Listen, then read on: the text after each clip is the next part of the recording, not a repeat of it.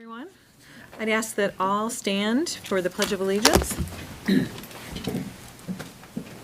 I pledge allegiance to the flag of the United States of America and to the republic for which it stands, one nation, under God, indivisible, with liberty and justice for all.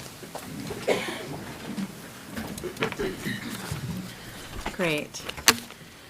Our first item is public participation. Once again, thank you all for joining tonight's meeting. As is the case with all of our meetings, there are two opportunities for the public to share their comments with the Board of Education. One now and one before we adjourn our meeting. For our first public comment session, we will be listening to comments from those audience members who signed up to speak before the start of our meeting.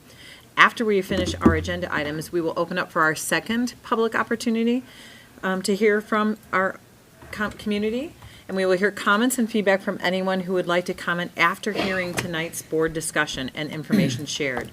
If you would like to participate in this second comment session, please fill out a form during our meeting and give it to Marilyn Mescalina, who is outside near the door. And we will call speakers in the order in which the forms are turned in. The board appreciates and values hearing comments from our community. Please understand that the board does not engage in dialogue or discussion during our meeting. If there is a specific question or comment that requires follow-up, the appropriate administrator will respond at a later time. Finally, each individual addressing the board will have 3 minutes for their comments, and we appreciate your cooperation in keeping with this time limit in accordance with board policies 230 and 830. Thank you for keeping tonight's meeting respectful and civil for all in attendance. Marilyn, will you please call our first speaker? Becky Lawrenson.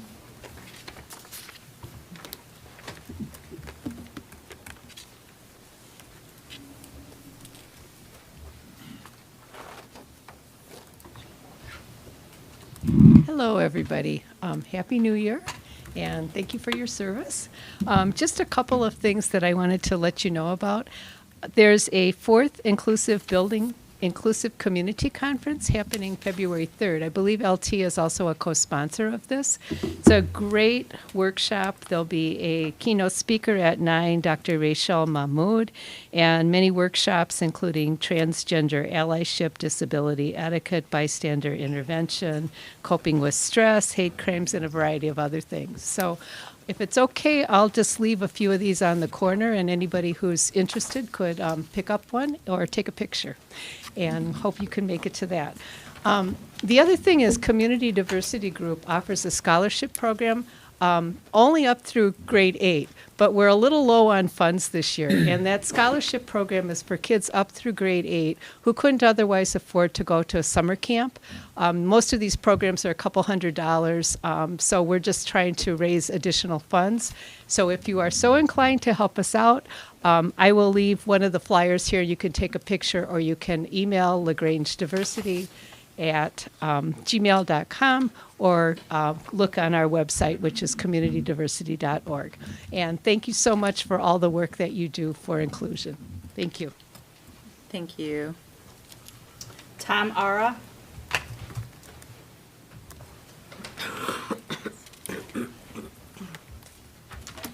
Thank you. Good evening, LT Board and Administration. My name is Tom Ara. I'm a village trustee of Willow Springs. Normally, our board members and administrator are present when your Willow Springs property is a topic of discussion on your agenda. On this evening, they regret that they had previous commitments. I'm here representing the Willow Springs Board and presenting our shared statement. Thank you, LT Board and Administration, for your community outreach this past Thursday, where you provided updates about your Willow Springs property. That communication was very informative. You disclosed the Pluty homes, letters of intent, as well as your response. Also, you announced plans to discuss these updates in your board meeting this evening. Additionally, our Willow Springs Village Board especially appreciates that in your community update, you acknowledge the property's current zoning, as well as your commitment to balancing your obligations of being a good neighbor and a responsible steward of the taxpayers' resources. These are all sentiments sentiments that demonstrate a more collaborative strategy going forward. We look forward to hearing your discussion tonight and learning what next steps you might be taking with respect to your property in Willow Springs. Thank you. Thank you. Stephanie Farmer.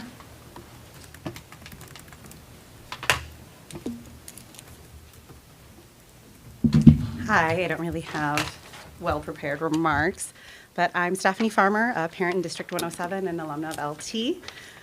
It has amazingly been a year since I learned about the property sale, and I'm really glad that I've been able to be really involved, and I want to continue long after this sale, whatever happens, is done, to come, because I know my kids will be here, and so I want to be as involved over the next as many years as I am now and have been this past year. I was interested in seeing that this topic was on the agenda for today, and I thank you for being transparent with the newest information. From my understanding, we can't sell, our district can't sell right now or accept the offer as is, but should you appraise and open bids, I just wanted it to be known that I am in favor of the sale as it was presented. I thought it was great that it met the current zoning. It would be a great profit from when it was purchased, and it would be a sizable amount to put towards the improvements to LT's infrastructure. I am really excited to hear the conversation later tonight about the property. And once again, I thank you for keeping us apprised of the situation. So thank you very much. Thank you. Fred Whiting. Okay, Mario Imbarado.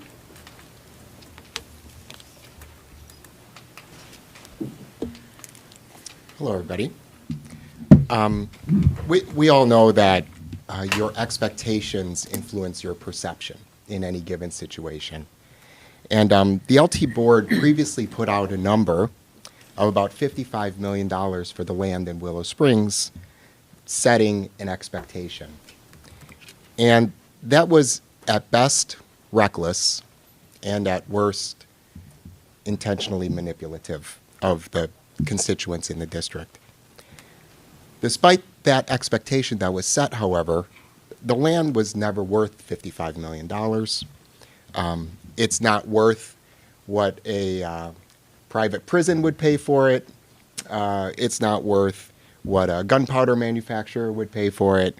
It's only worth what it's properly zoned to be developed as. It's worth $20 million. And had the LT board acted with prudence and not being maybe a bit reckless, we'd all be talking about a really good option right now. Expectations would have been more properly set at $20 million, and perceptions, I believe, would have been largely favorable across the district, similar to the speaker who just spoke before me. But now I think we have people across the district that feel like they've lost $35 million that they actually never had. So I would encourage this board to work really hard to reframe expectations around this land in a very productive and proper and realistic manner so that we could all move forward for what's best for the entire district. Thank you. Thank you. That concludes the comments for right now. Okay, thank you. Okay, moving on, our first agenda item, we have our student representative report. Wait, I'm so sorry. Andrew, we have the LTEA report, though. Oh, I I'm apologize. so sorry. Sorry, Andrew. Sorry. No worries. You're kind of hidden over there, I Andy. know, I was like in the corner. So I couldn't see me. Sorry, Andrew. Sorry. Well, good evening, everyone. It's hard to imagine, but we already are starting the third week of the second semester. It has been an eventful return to school because the weather has not cooperated, causing us to have a snow day and an e-learning day. The forecast for the remainder of the week does not look great, as we can tell as everyone walked in today, but hopefully that won't cause too many issues. It's just a reminder of the great winters we have here in Chicago. Despite the difficult conditions, I would like to give a big thank you to the building and grounds crew for their efforts in clearing the snow and salting the walkways. They make everything safe and easy for us to get in. Students will be soon selecting their classes for next year. Thank you to the counselors for meeting with the students to discuss their different options. This could be an exciting and stressful time for students, but thankfully we have a wonderful counseling staff that can walk the students and their families through the process. Ooh, sorry, not I'm for you. getting like timed out. No. I don't know what I did. I don't know what I did here. I'll get you a bigger box of chocolate for Christmas next year. We will be welcoming the class of 2028 to the Future Freshman Night this Wednesday. Thank you in advance to all the teachers attending this event. Students will be able to discuss different elective options and ask teachers questions regarding classes and clubs. It is truly amazing to see all the wonderful classes, activities, and sports that are offered here at LT that enhance the students' high school journey. Just a few quick recognitions. Congratulations to business teachers and sponsors of BPA, Krista Wilcox and Jennifer Walker. The BPA students did a great job at the regional competition. And I'd like to do a shout out to the art teachers. They had their regional art competition and our students did very well. And LT student work will be on display at Downers Grove North High School from January 28th to February 4th. That's all I've got. I'm done now, Marilyn. Thanks. Thank you so much, Andrew. Appreciate it. Okay. Now we will move on to our agenda items. And first we have our student rep report from Sophia Smansky. Happy New Year, Sophia. Happy New Year to you as well. Thank you. So happy second semester, everyone. For athletics, varsity wrestling placed 10th as a team at the Illinois Classic and won over Hinsdale Central. Boys basketball won 48 to 55 or 45 against Hinsdale Central. The boys swimming freshman team won the DGS freshman invite and the Trevian relays. Girls and boys basketball hosted their second annual mental health awareness basketball event this past weekend. Girls gymnastics won against Hinsdale Central in the JV and varsity teams and celebrated the seniors in the team. The varsity and JV competitive cheer teams competed in the WSC tournament and both teams won first place. Boys bowling team won the IHSA regional competition and are moving on to sectionals, and girls basketball won the consolation championship game. For activities, Theater Board performed As You Like It at the Illinois High School Theater Fest. Operation Snowball has started planning for their spring retreat in March. French Club is hosting a French movie meeting tomorrow. Model UN went to the University of Michigan to compete at Munham and won a variety of awards. GEMS is preparing for their Introduce a Girl to STEM Day event in February at South Campus, where they're inviting 5th to 8th grade girls to participate in a series of STEM activities, and GEMS is also looking for volunteers to help out with the activities. Menagerie has been named as the Realm First Class in the 2023 NCTE and hosted their first informational meeting today. Make sure to also submit your literary submissions. Music Improv is having an upcoming performance at the Plymouth Place in February. Ukrainian Club had their first meeting of the semester where they played Ukrainian trivia and designed t-shirts. PSI and Save Promise Club are collaborating on an upcoming project. Chemistry Club hosted their first meeting of the semester with fire-based demos and is preparing for their next meeting where they'll be making popping boba. Battle of the Books is preparing for their competition in March. Sustainability Club is collecting donations for their upcoming rummage sale that is now on February 24th, and they're partnering with NHS for volunteers. JV Proms won second place conference champions. 24 students were accepted into the YC2 program. Student Council hosted a food drive event over the past weekend. Sophomores and juniors had the opportunity to apply for the Tabule and the Lion. Baccalaureate hosted their first meeting to start preparing for the program in May. And debate attended ICDA 5, where they had 3 out of the top 6 debaters placed for the top 50 in Illinois. Thank you. Thank you, Sophia. Sounds like we are off to a strong start in 2024. No winter slump for our LTHS students. This weather, nothing. They're just out there. That's awesome. Thank you so much for sharing. Thank you. Yeah, thank you. Okay, next we will move to Dr. Brian Waterman for our superintendent report. Thank you, President Albert. Yeah, it's starting week 3 of the second semester. Obviously excited to be back. It has been a challenging weather situation the last couple weeks, and we're nowhere near the conclusion of that with probably about 6 or 8 weeks left. I just appreciate everyone's patience the last couple weeks with snow day, e-learning day. We obviously don't want to implement an e-learning day or a snow day, but sometimes obviously it's really important due to safety, and we'll continue to make that call when we need to. Like I said, we have a lot of winter left. Even this week, the weather is not looking too great the rest of the week, so we'll continue to stay on top of it. And as Andrew mentioned, our buildings and grounds crew have been really amazing. I mean, they're here literally at midnight getting ready for the next morning when we have significant snow. So they're plowing and salting the entire night in the lead up to the 7:45 a.m. arrival. So they're awesome crew that always gets the job done. So we appreciate everything that they do to keep our walkways and our lots safe for our staff and our students. So more to come on that. I just want to highlight last Thursday the board held a community chat. Board members Al Boris and Gretsch participated in the event on Thursday evening. We only had one community member show up, but we certainly appreciate their participation, and I would throw it to Jill or Tim. Any additional comments or thoughts around the event? I was just going to say that the last thing we parted with was bring your friends next time.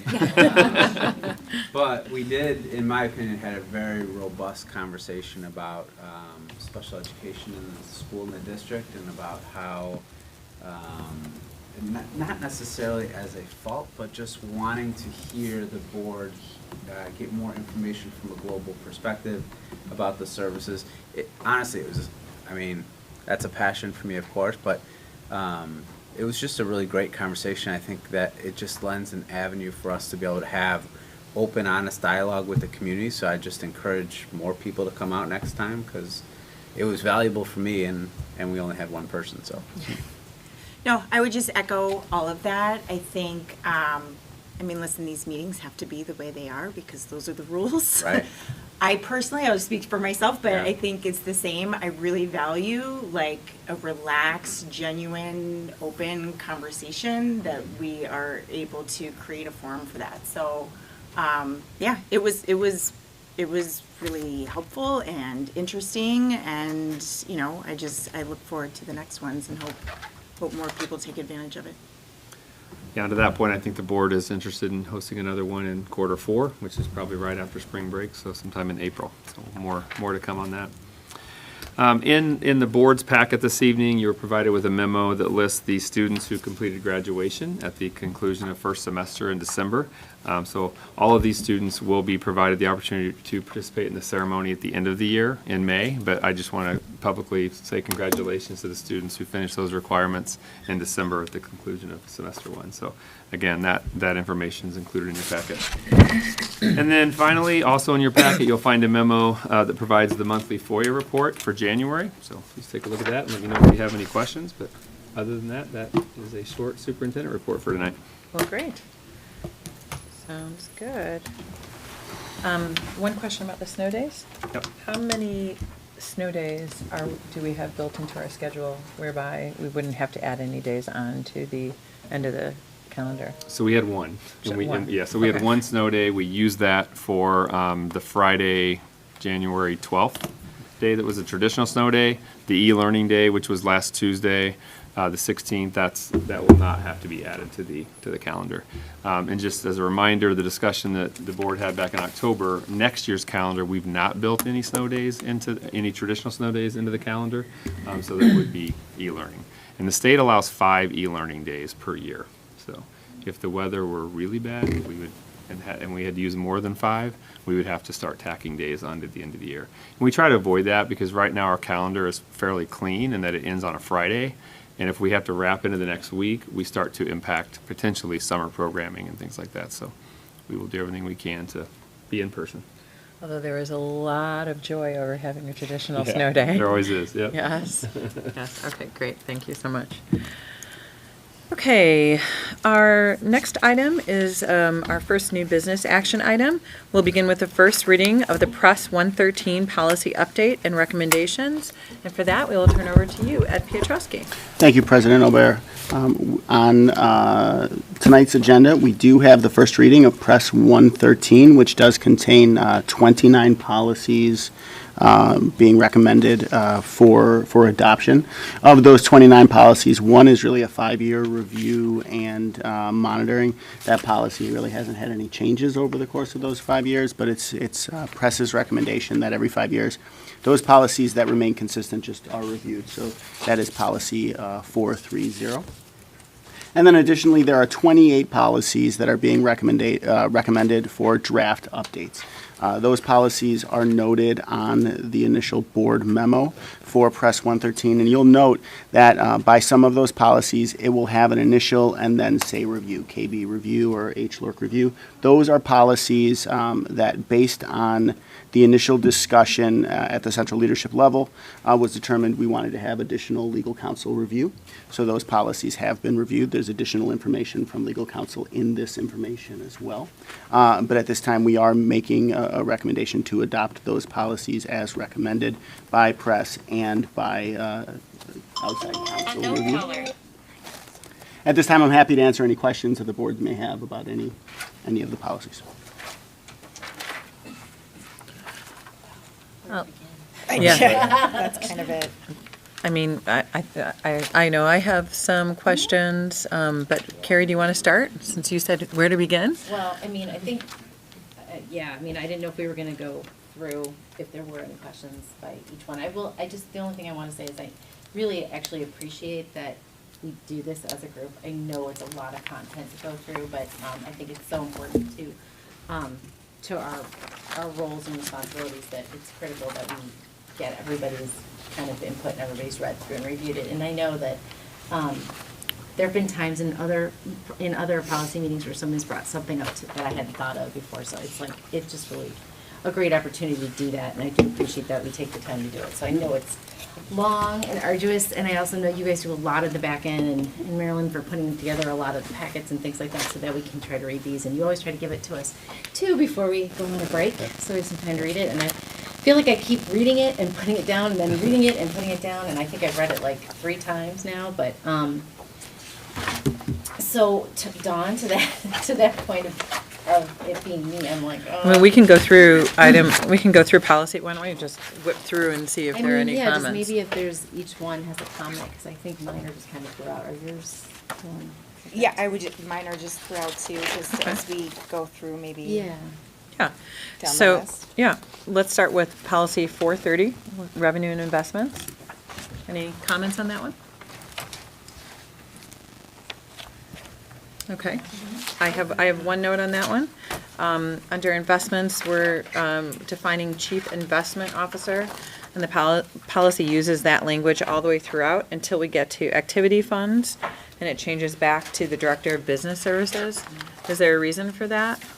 Or should we change that to chief investment officer, which flows more with the policy? It's a good question. I think we probably could even put district treasurer in there as well, in all of those, which would make sense. I mean, it would probably be director of business services / treasurer. I'm assuming that I hold both of those positions in the district now. Right. I'm assuming the district would move forward in that, capacity at some point when I'm gone. So maybe it would make sense to have both of those terms in there instead of just those generic terms are.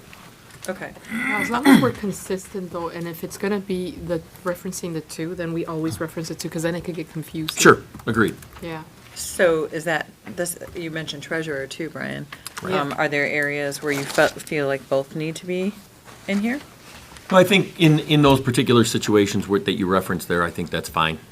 Essentially replace what's currently in Correct. there with always using Director of Business Services District / District Treasurer. I think that's right. In that Yes. cover, it's all encompassing. Yep. then.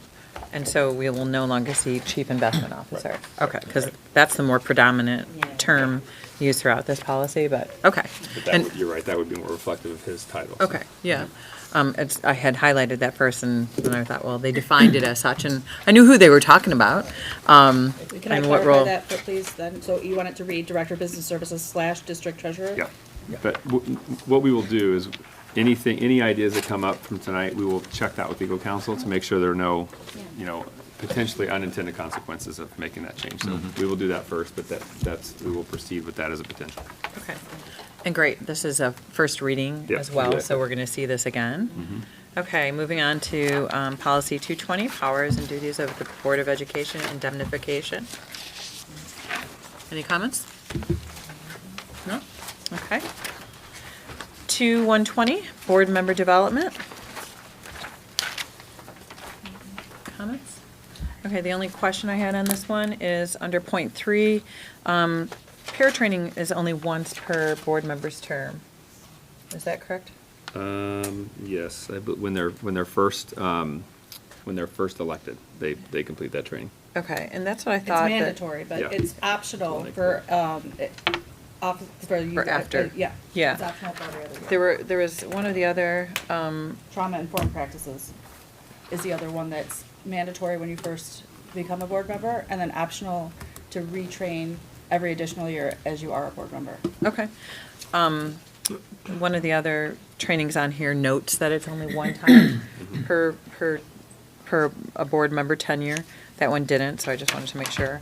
And then right underneath that, where it talks about, on the district website, a log identifying the complete training and development activities of each board member, including both mandatory and non-mandatory training. Yeah, we actually talked about this in our workshop in December. Is that something the board's interested in maintaining on the website?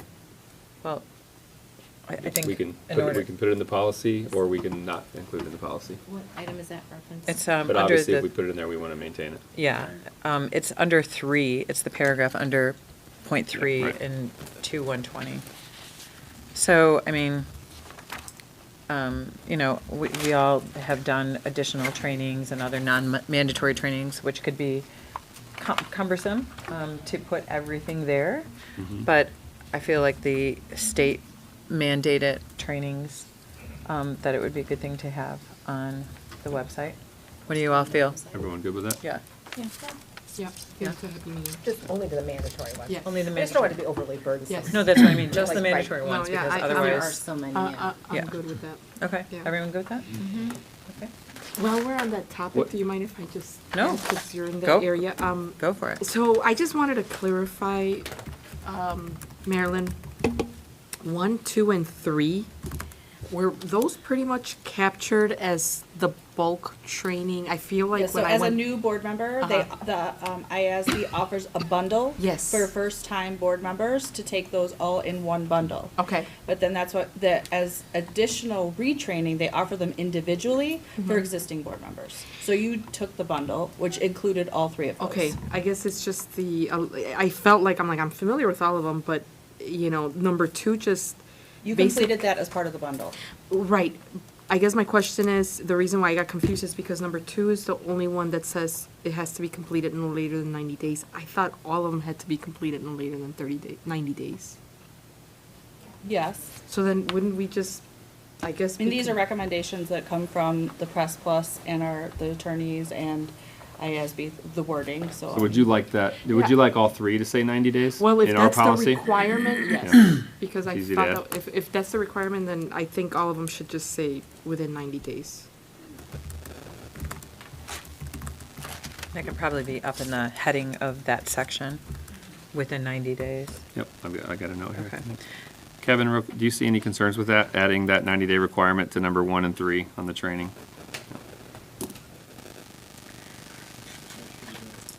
You're right. Yeah, and the other, the language that I was talking about is training on the Open Meetings Act is required only once. For clarity, since the others are required only once, is there any reason we wouldn't put that in there? Okay. It's only required once. Yeah. Okay. Okay. And then, can you speak to the candidates section? The superintendent or designee shall invite all current candidates for the office of board members to attend board meetings, except that this invitation shall not extend to any closed meetings, and then pre-election workshops for candidates. By the fact that this is in our, is this commonplace to be in policy? This, I've never seen it in policy. okay. I've seen it done as a matter of practice and courtesy. Yeah, it kind of jumped out at me Right. as something that maybe should not be mandated by policy, but, certainly a good thing to do. And so if we're, if we're not going to be deliberate and explicit in doing this, especially when it says pre-election workshops for candidates. We do it. We do Yeah, it? yeah. Okay, so this is if it's a common practice, then. We if it's host something the we've been- workshop in the fall before. It's open to any candidate. It's not once the candidates or file petition, it's open to any community member who's thinking about being a candidate. Okay. So we do that. Actually, Michael and Carrie participated in it last time. Yeah, I remember it. I just didn't know if I didn't know it was in policy. Yeah. I would just maybe suggest then for number 2, and following up with what Dawn said, pre-election workshops for any community members, Just add that to it. you know what I mean, that may want, for any, I mean, just because it's candidates would be those that have already on the ballot, but I think it needs, it's what happened before, because that was helpful, even a refresher for me running what needed to be done. So I think just community members. Yeah. So, Makes it more so inclusive. change it from candidates to community members? To any interested To community any members. inter- I yeah. like that, that's good, Okay. Dawn. Any interest. interested community members. Okay. Okay. All good with that one? Okay. Next, policy 2200, types of education, types of Board of Education meetings. Anything? Okay. 2220, Board of Education meeting procedure. Just a typo. Okay, where is it? Under voting method, the first sentence that ends with outcome, there's 2 periods, I think, and an extra space. Okay. I just, Yep, there could okay. be, it could stand to probably use a whole, Good, okay. Anything else on that policy? Okay. Okay, 410, fiscal and business management. Okay, I just wanted to check in with Brian in particular, just on the section that was highlighted. I mean, you do go above and beyond anyway, but just make sure that you were in a good place with everything that was outlined. No issues there at Yeah, all. okay. And Brian, you want to just talk briefly that that's a new requirement? The green section on page 14, that's a new requirement that we're aware of that will have to be done next fall. Yeah, that is the 3-year average of the fund balances in the accounts. And what we have to do is, we have to take a 3-year average of those, and then we have to determine how much fund balance we currently have in those funds. And if it's more than 2.5 times the amount that, of those, that 3-year average, then what we have to do is we have to submit essentially a reduction, a fund balance reduction plan to the State Board of Education. Right now, we're not in that position, so. But that will be another item that you will see next year that we'll talk about. Yeah, I highlighted that too, because I thought that you do already provide usually the 3-year to us, probably though not as something that's to be submitted. Correct. You might see that in the 5-year forecast. Right. And then, of course, we also added a couple of years ago the requirement where we have to talk about the current fund balances at both the levy and in the budget hearing as well. So that's another piece where, you would see that, although we don't have 3 years there, but in the 5-year forecast, you would see the 3 years of information. That's what I thought, yeah,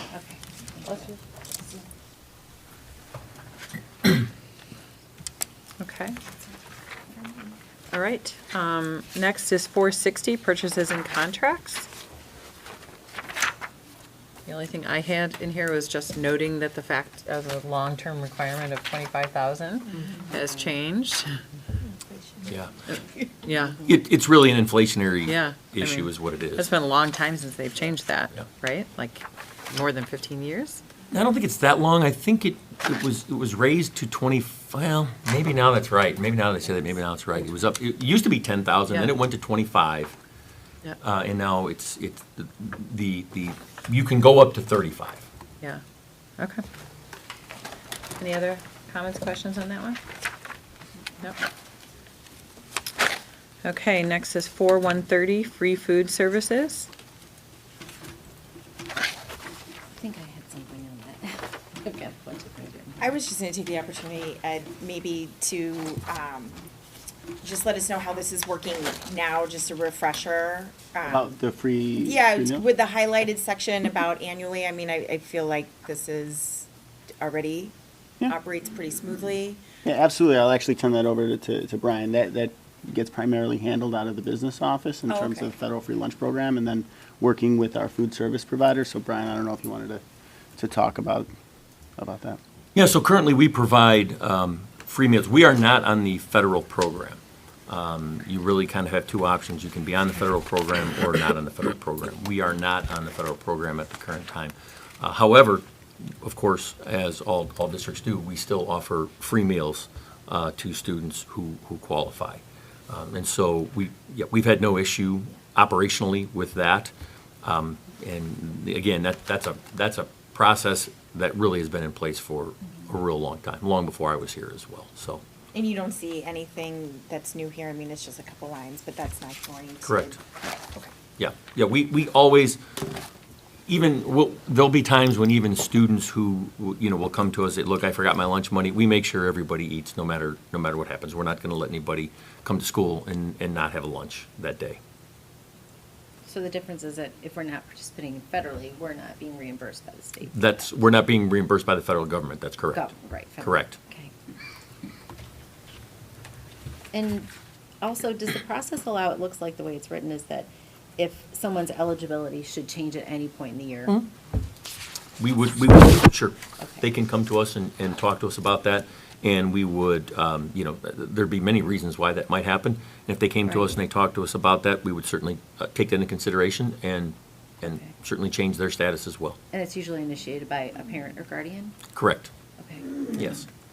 It could also be initiated through our student support teams Could. as well, like an assistant It could principal, also. counselor, Okay. social worker may learn something, know something, and Right. prompt that discussion as well. So it's not just on the student or the family. Okay. That's right. And this isn't, again, about policy, this is a little bit about procedure, but just curious if, as far as how we actually administer that or have the student receive that, how does that process? Our assistant principals will meet with the student and family and make sure that the documentation is filled out. We recently have posted the information to our website, so it's posted to the website. We share it a couple times a year with families as well, really multiple times through the beginning of the year processes, OLR, and welcome back communications to make sure that our families know about the process. Some students and families receive free lunch or free meals, breakfast and lunch, because they're on a direct certification list. So we mail out and communicate with families to let them know that they've qualified. They don't have to fill out any paperwork. And then other families may fill out paperwork with us in order for us to review to then approve the free meals. And there's no restrictions on choice as far as the food that people pick? Or I guess I was just curious about that too. Currently, there is a restriction on choice, so there's certain choices that are offered through the free meal program. Is that because of the cost? Correct. Would that take into account, though, any dietary needs of the student? Like, let's say you could only get a hamburger, I'm just making, but yet you had a gluten intolerance, so Yeah. you couldn't have the bun, but you would make it. Yeah, the staff here from Sodexo at both campuses, they'll work with the students and figure out what they need to do.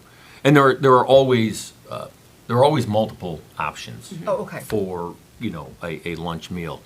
So it's never just limited to one item and that's it, that's all you get. I There don't are- want them to have a hamburger you can always Correct. have a hamburger No. at lunch. Multiple options, Yes. but it's not carte Multiple blanche, it's just options. grab what you want. Right, Okay, and Friday you can have cheese I don't, I mean, like, I just want to make sure there's, yeah. because I want them to have daycare. Right, and along those, so the choices are available to everybody. Correct. But then there's, okay, I just want to make sure. But they're So limited, that- if there's 20 choices, they can only have 5, let's say. Probably something in that area, yeah. I mean, I don't know the specific number, but there would be a limit on that. And it isn't just you go in there and take everything that you want and then, but again, that's the same of whether you would be on the federal program or not. That would be the same situation. So how does this come to us, Brian, then, to annually approve if we will participate in the program? If we will, well, what would end up happening is, we'll have to look at how we would, if there is the money available, as they talked about, this Healthy School Meals Program, the board will aim to determine if it will participate in the program. So what we'll have to do is we'll have to look at that, see, number one, if the money is available for it, and then number two, we would obviously have our conversations with Sodexo and say, okay, are we able to accommodate, this healthy meal requirement? And if we can, then we would certainly bring it to the board and talk about participating. Okay, so then later this year, But we've typically not participated. we typically have not Right, participated. not even typically, we've never participated, right? Right. Like, that we know of. Okay.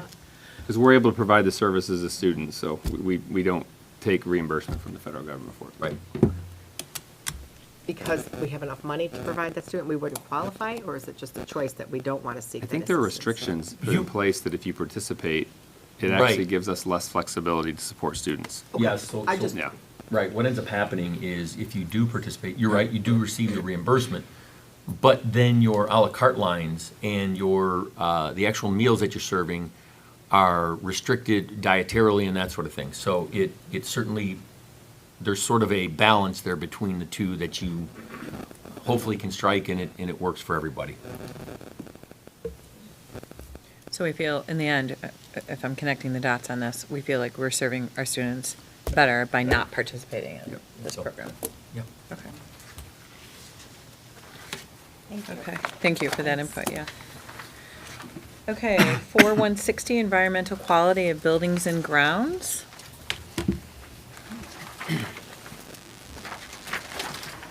Okay, hiring process and criteria, which is 530. I do have a question. Okay.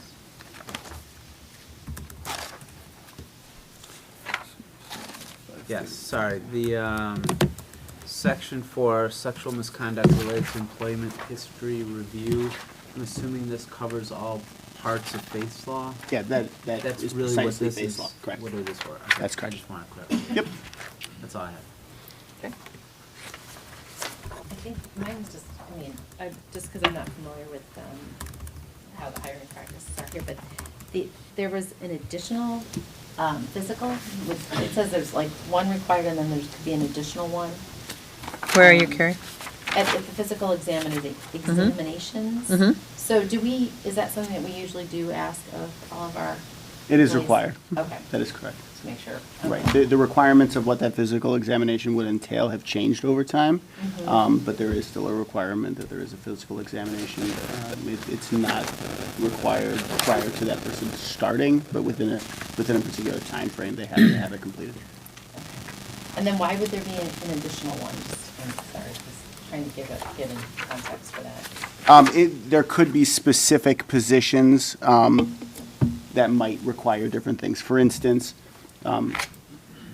schools that operate preschools have requirements for like tuberculosis screenings, where that's not required for a general physical examination. So schools that have early childhood centers would have those types of things. Us being in a high school wouldn't have those types of programs.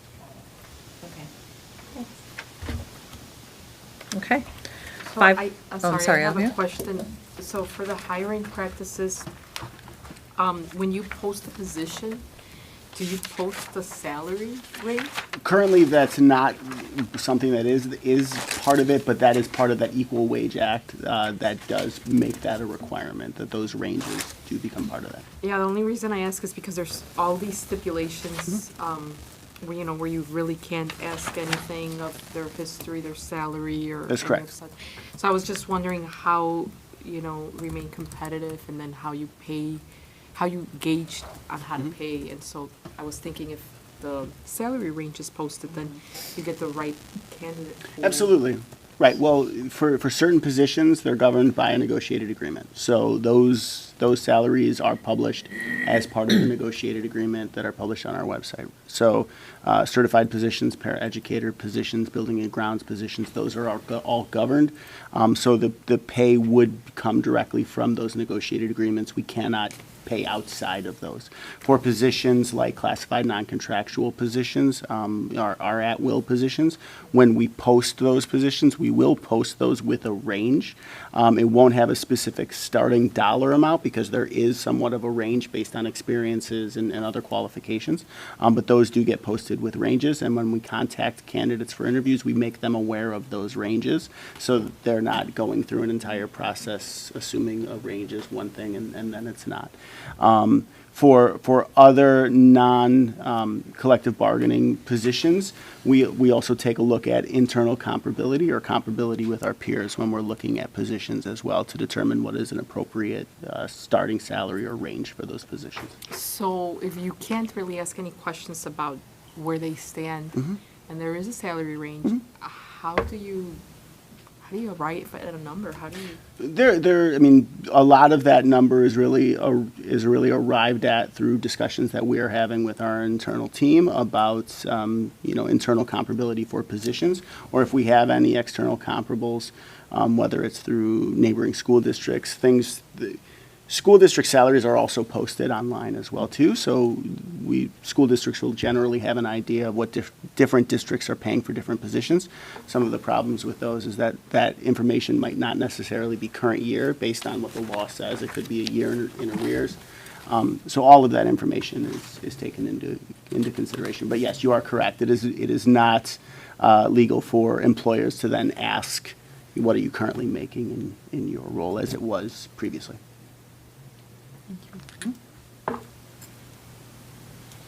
Okay. 5190, teacher qualifications.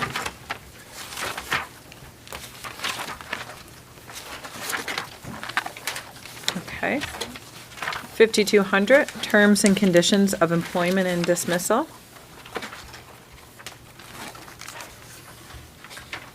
Okay. 5210, resignations. I think I just want to know, when this stuff is updated per policy, does that get reflected in the contract too, the teacher's contract? Certain things may. Generally speaking, you might see in a contract a reference to school code as opposed to specific language from school code. That would keep a contract from having to be amended every time there's specific language that changes within it. And certainly if there are provisions of school code that are applicable to terms and conditions of employment, that would be something that's generally reflected in some way, shape, or form.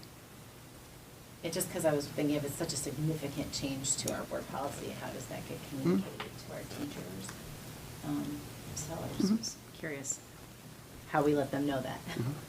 Well, we update our policy manual, right? Right. Once And it then we gets say, approved. "Hey." Yeah. This is, as a result of legislation, the 5210 is. Right. Okay, thank you. Okay. Sorry, I just had one question.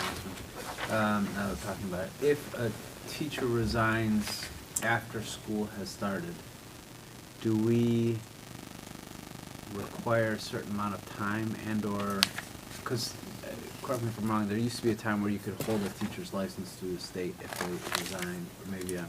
That's actually what this policy, this new legislation calls for, and what it says is within 30 days of the start of a school year, it is considered that school year. So if a staff member is resigning 30 days prior to the start, so whatever your starting day of the school year, take 30 days away from that. A school district could, if that person otherwise resigns, that the school district could work through their superintendent to essentially work with ISB to have that license held and suspended or revoked, correct? So this is true even if they go and accept a position at a private school? It is. Okay. But that process isn't spelled out. Press is not recommending that process be spelled out within the Well, policy. it's state laws that that is an option for school districts. Okay. All right, I'm good. Okay, 5220, substitute teachers.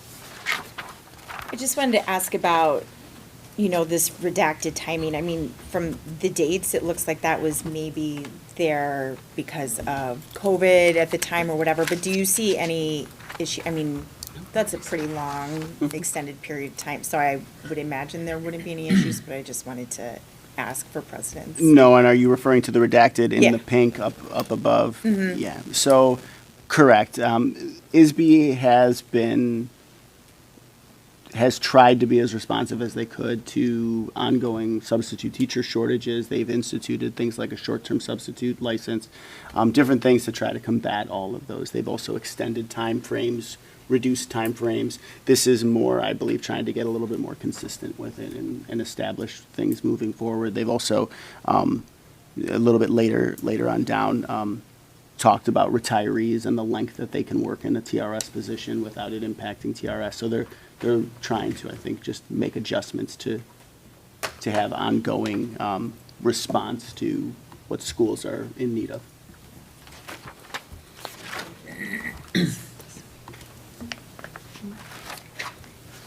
Okay. 5250, leaves of absence. I think my only comment is there was some, it seemed a little unclear at certain times whether it was work days versus just calendar days, and I noticed that it's not consistent like throughout, and I mean, I could go through each line, but I think it's worth taking a really close look at that again and just making sure that we're really clear on if it's a, you know, a number of work days versus calendar days versus there's sometimes where it says weeks, and in other cases it says work weeks. So I think just being really clear about the time period that we're talking about would be really helpful. And we could certainly take a look at that. Generally speaking, when we're talking about those, you know, in terms of FMLA allotments, you're talking about work days. Okay. Where like a holiday or a day off would not count towards someone's FMLA allotment, but we could certainly take a look Sure. to see. And like I said, just because I noticed that it was written sometimes one way and then not another, and I know that that's sometimes a function of how things get changed over time. So if We could certainly take a look at that. Yeah, consistent with that, that would be great. That was also reviewed by Kriya Bocha. Okay. I think a lot of those are outlined by law as well, Mhm. right, Ed? Correct.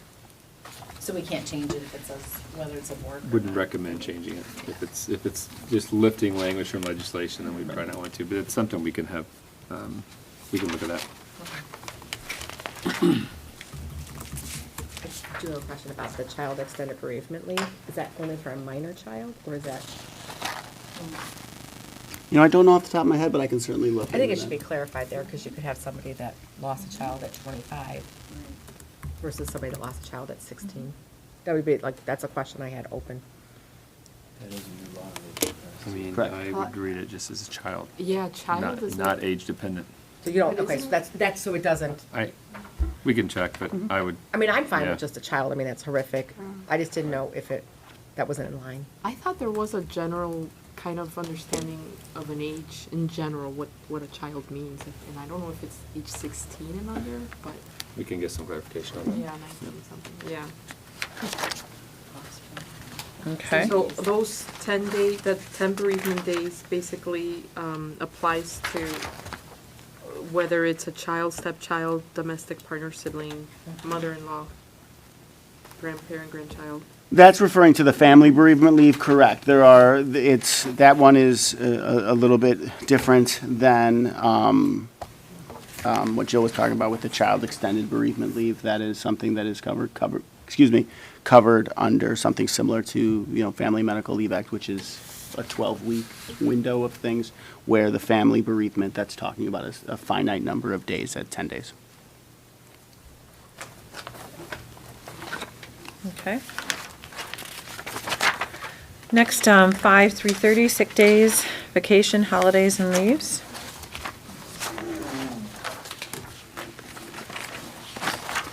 Okay. Next, 6-15, school accountability.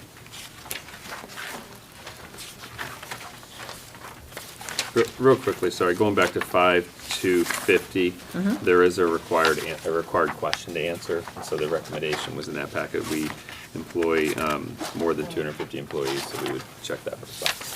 Yeah, I just want to point that out. Yep. So, Okay. so we're on 5-330. Now we're at 6-15, school accountability. Yeah. Any comments, questions on that one? Okay. 6:30, organization of instruction.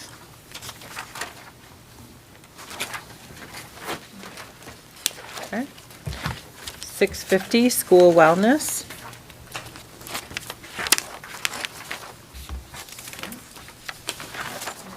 Okay.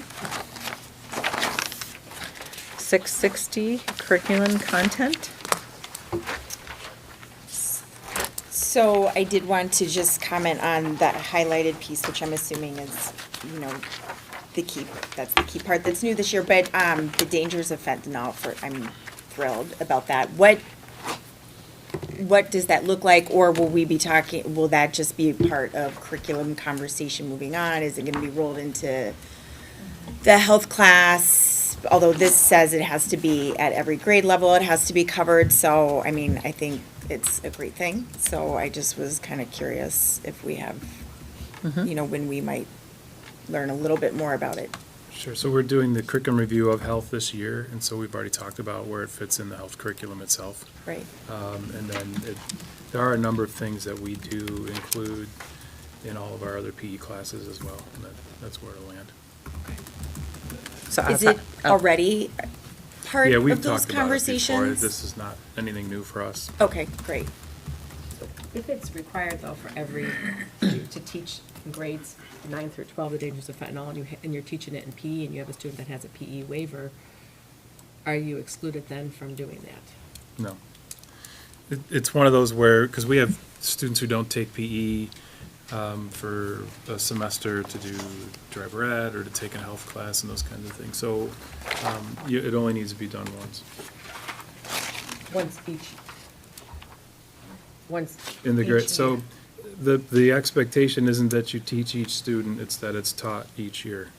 I know Whether or that's- not that student takes that class. Correct. Right. I know You that have to sounds. offer it at all grade levels. It doesn't sound Yeah. sensible. It doesn't mean you have to teach it to every student every That single was my year. question. So like if you have a child that has a PE waiver for the full year, They're probably gonna get it in health, they're gonna get it freshman, so it doesn't, there's not like a box you have to check that every student's getting it, it just has to be offered. not that we're aware of, we can look Okay. into Now, that. what'll happen, we get audited for those types of things, and they'll look for our syllabi, and they'll look for where, we actually have a chart of all those things and where they happen, and we share that chart.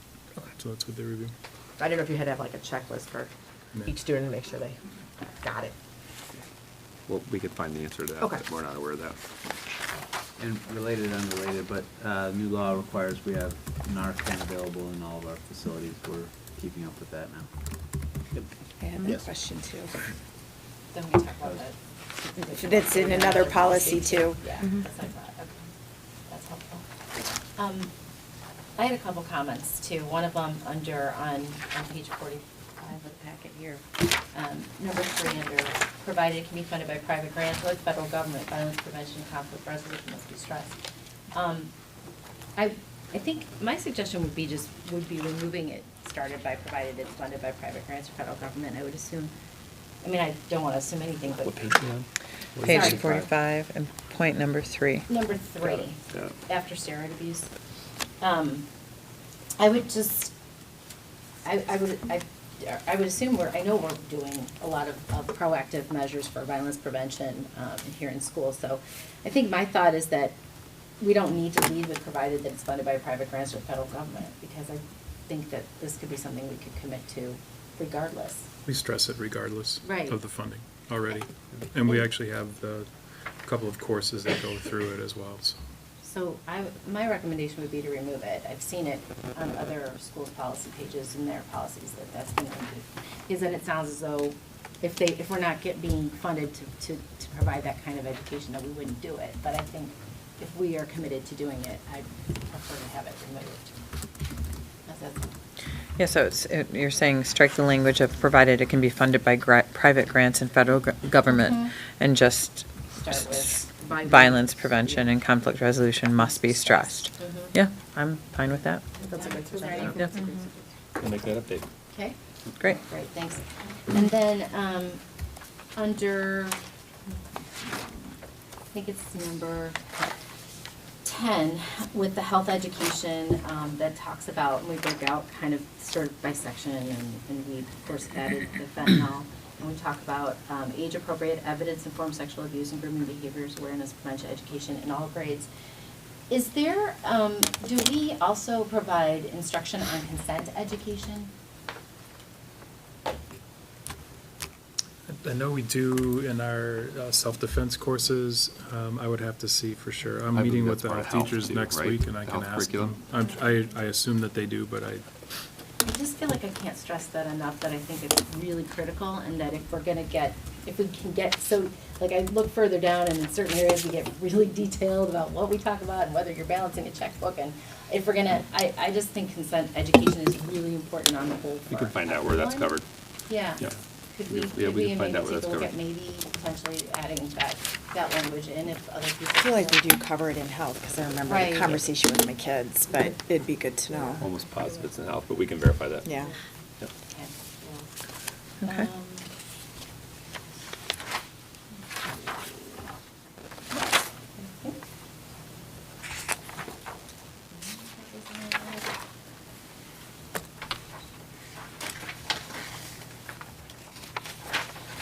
Yeah. think that was it. Okay, great, thank you. Okay, next we're at 6-230, Library Media Program.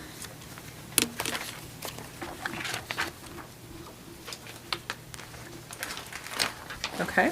Wait, Nope. is there a question? Sorry. Yeah, there's a required question on There this is a one. Oh, there is question about our required. language.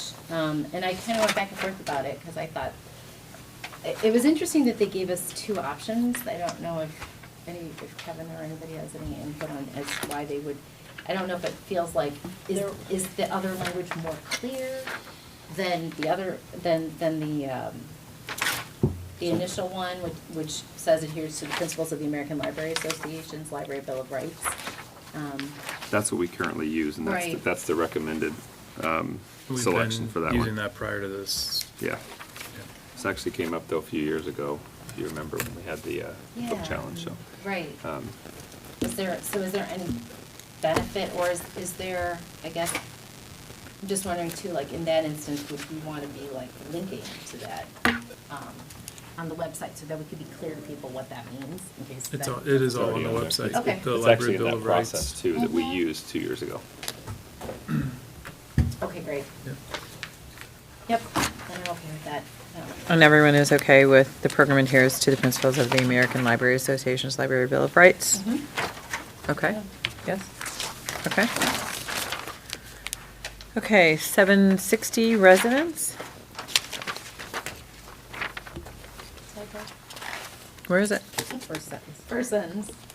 Unless students or residents of the district may attend. I think Oh, yeah, that's just supposed to take out be- the top, Yeah, it's something. Yeah. okay. Anything else? I was Well, just this is- wondering, this has a question too. Yeah. Yeah. Okay, So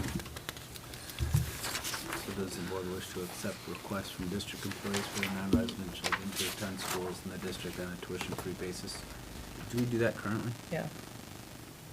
No. No. We do not. Okay. I would recommend that stay the same. Are we comfortable with no? Yes? That makes sense. I'm good with that. Does it get requested at all? No. No. Okay, we're gonna, all comfortable with no? Yep. Okay. 770, attendance and truancy.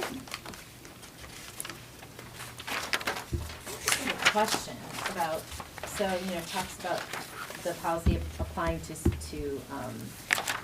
the custodian or whoever's controlled the child from the ages of 6 to 17. And then what do we do?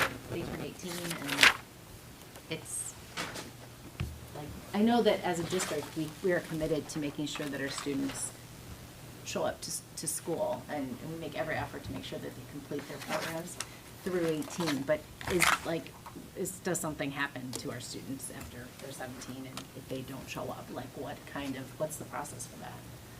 Let's do that. We don't have a ton of legal truancy support in terms of meaning is somebody going out to find them and force them to come back to school.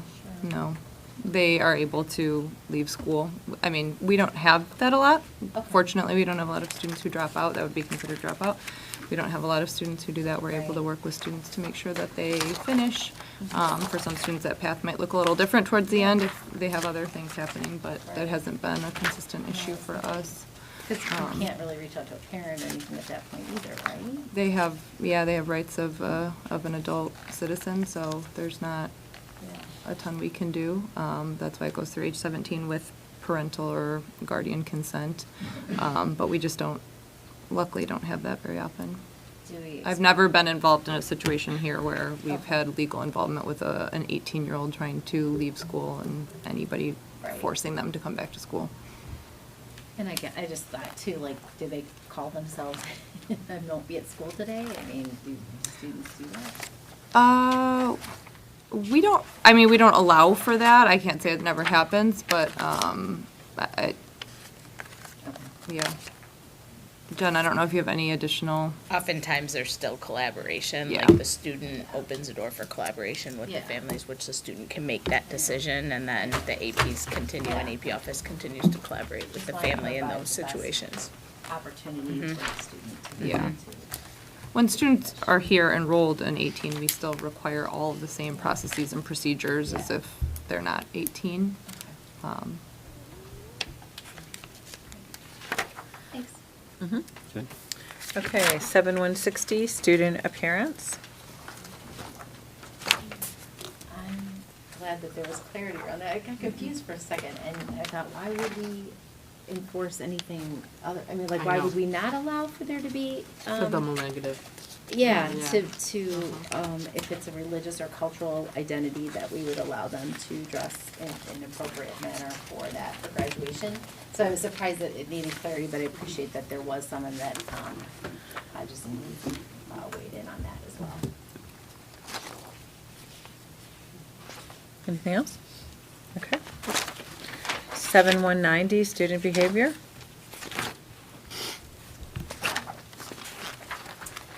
I have a question. It is a little bit deep in this. It's, well, I don't know, in 61, up at the top, the highlighted part. AI, obviously not for, representing as original work, but our students are allowed to use it as a tool, like akin to a calculator or something, as long as they're not representing it as original work. I just wanted a little bit more clarity on where everybody was with that. Everybody wants more clarity on that. Yes, So, I know. We just did, at our Institute Day in January, we had all of our teachers go through some AI training. Great. And not only showing them some of the tools that are useful, but also giving them some ideas on how to use AI in the classroom. Good. We are also going to be starting later this winter an AI task force to come up with some guidance.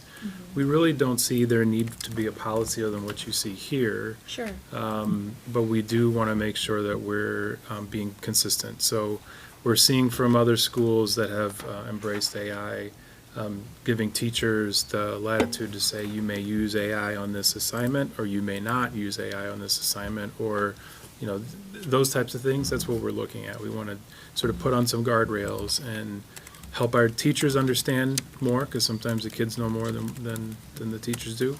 But we also want to help the students to understand what's fair use and what's useful. Yeah. We're certainly seeing throughout the country some areas saying use it, and others saying don't. And we'd like to try and strike a balance. So. Yeah. That's what we'll be working on later this year. Yeah, I would love to keep learning a little bit more about what obviously we're having a lot of those conversations myself. So, yeah, I would just be curious to continue that. But thanks for just letting us know where things are right now. That's great. I just had a couple. Okay, okay. At the top, under the second sentence, safety dignity, students maintain a positive weapons-free, and we have and drug-free. Would we want to make it substance-free? Is there more to it than just drugs? Where are you, Carrie, what page? Still in the same thing that Jill was just talking about, 7190, but page 59. Okay. Second sentence. Second sentence, yeah. Okay. Safety, dignity, maintain a positive On the right weapons-free. side. And substance-free instead of just drug-free, because I feel like substance might be a little more inclusive. Thoughts? Yeah, sounds good? Sure. Okay, substance-free sounds good. Very good. And then, let's see.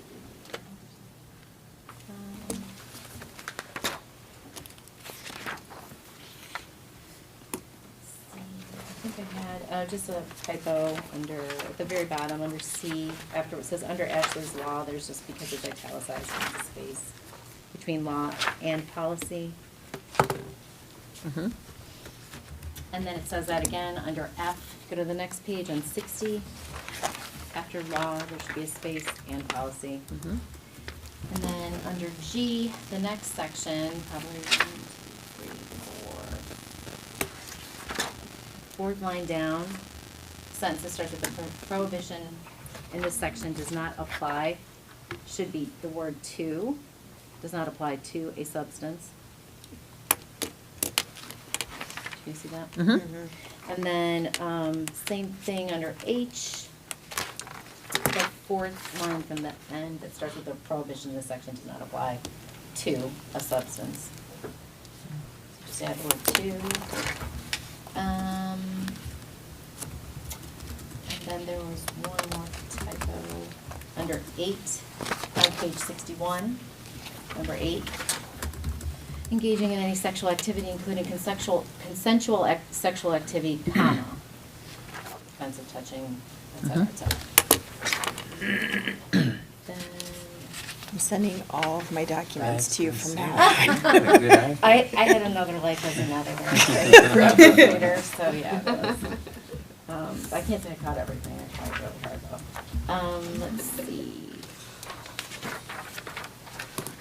And then this is just a curious question, but on page 62 under disciplinary measures, after school study or Saturday study. Do we do Saturday? Has anybody? We do? Yeah. We Saturday. do? Yeah, Saturday We do detention, Saturday, yeah. okay. Just curious about that. That's all. I just had a flashback to breakfast for a second. Yeah, breakfast will do. What do you do on Saturdays? It's Saturday detention in place of, using an after-school detention. So students typically do academic work. So it's like supervised by staff members. Thank you. I mean, would the idea behind that be too for options? Because I'm sure that some students might be committed to work, and I mean, when you put that in place. Yeah, and oftentimes we're using it, maybe we're talking about a Saturday or in school, and so Right. utilization of a Saturday will get a student in class Right. in a replacement for an That makes in-school, sense. so. Great.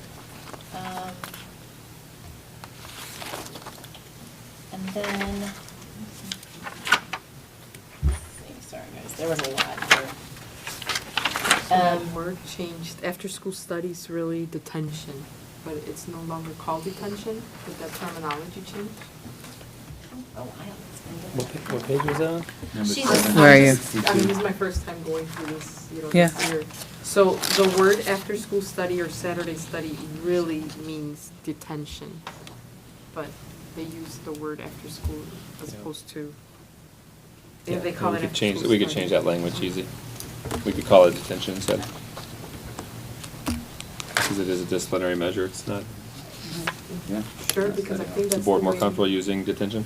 for Well, that only one? because I think that's consistent with what the teachers said everybody Oh, does. I see what you're saying. Yeah. Study, I guess you're right, that does kind of sound.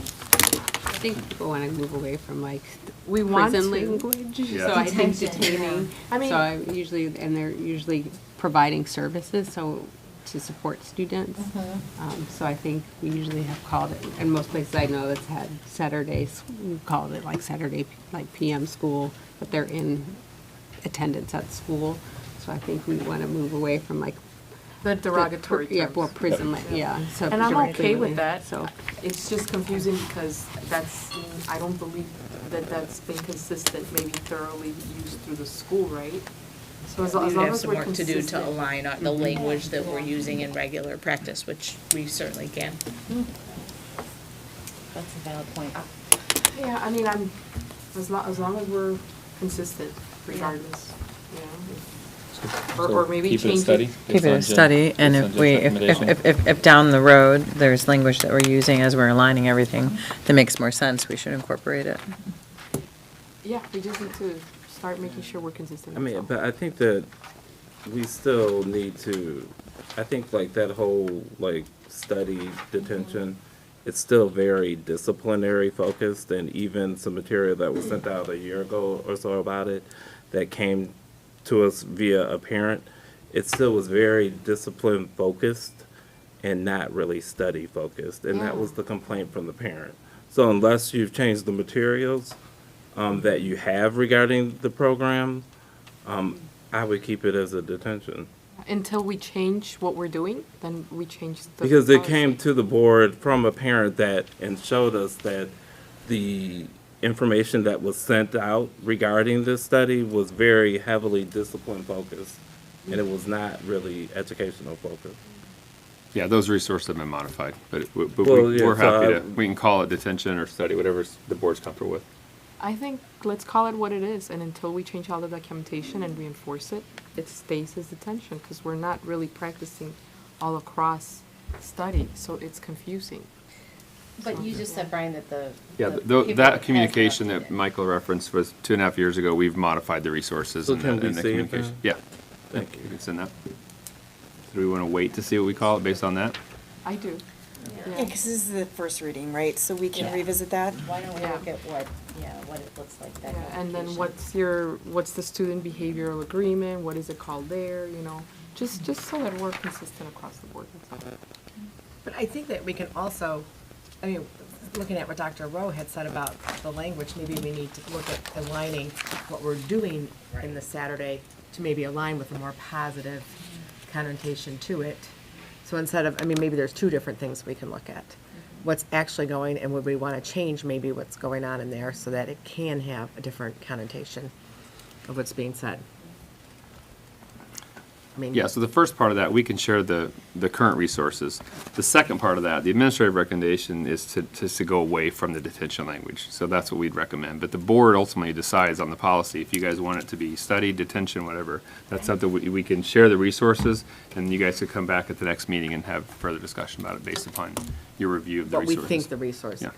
Okay, because I think that was such a good point that I wouldn't even have really thought about that. With the language could mean a lot to the kids and the parents and that kind of thing. So my hope is that it's all aligned and we're there. Well, it is, and we want to get there, and then that's a great point. I just want to make sure that we're all consistent, that's it, Right, no. at the end of the day. So why don't we just take a look at what's currently there, and it's the first reading, and then. Yeah. So we can go And I'll pull up my copy Yeah. that we got from the parent. So, Brian, you'll send us that, and then we'll revisit this at the second reading. There's a required question at the end.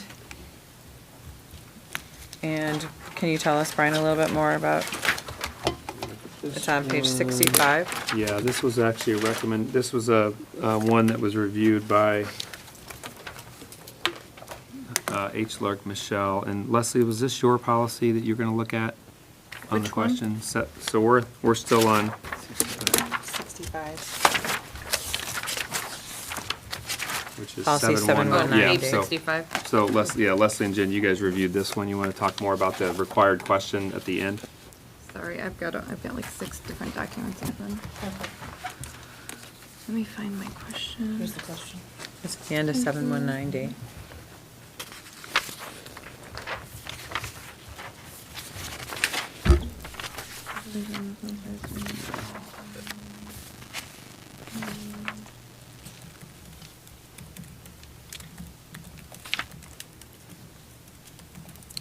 So their recommendation is to select the first option, expand the notification duty to include drug-related incidents and battery of a staff member.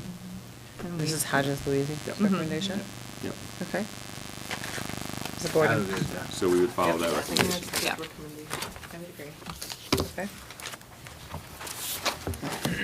All right, 7270, administering medicines to students. So this, I want to follow up on Tim's question before about the Narcan. That's a few pages into this. Just, we have it, like, how does that training? Sorry, on 70. It prompted a question. It's not necessarily specific to the policy, but I just wanted to, like, is everybody trained on that? Handful of people in each building trained on how to? Our school nurses are trained in our SROs. So our school nurses work with our consulting physician, Dr. Harrison. He writes prescriptions for us for undesignated medications, and then they do the training for those types of administration. Okay. No problem. Excuse me. Okay. Narcan expire? What was that? Does Narcan expire? I'll have to find out for sure. I know that we keep stock of all our prescriptions in terms of expirations, how long they're kept, the way they must be kept, and so our nurses every year do a full audit of everything that we keep, and work with Dr. Harrison for renewals on those prescriptions.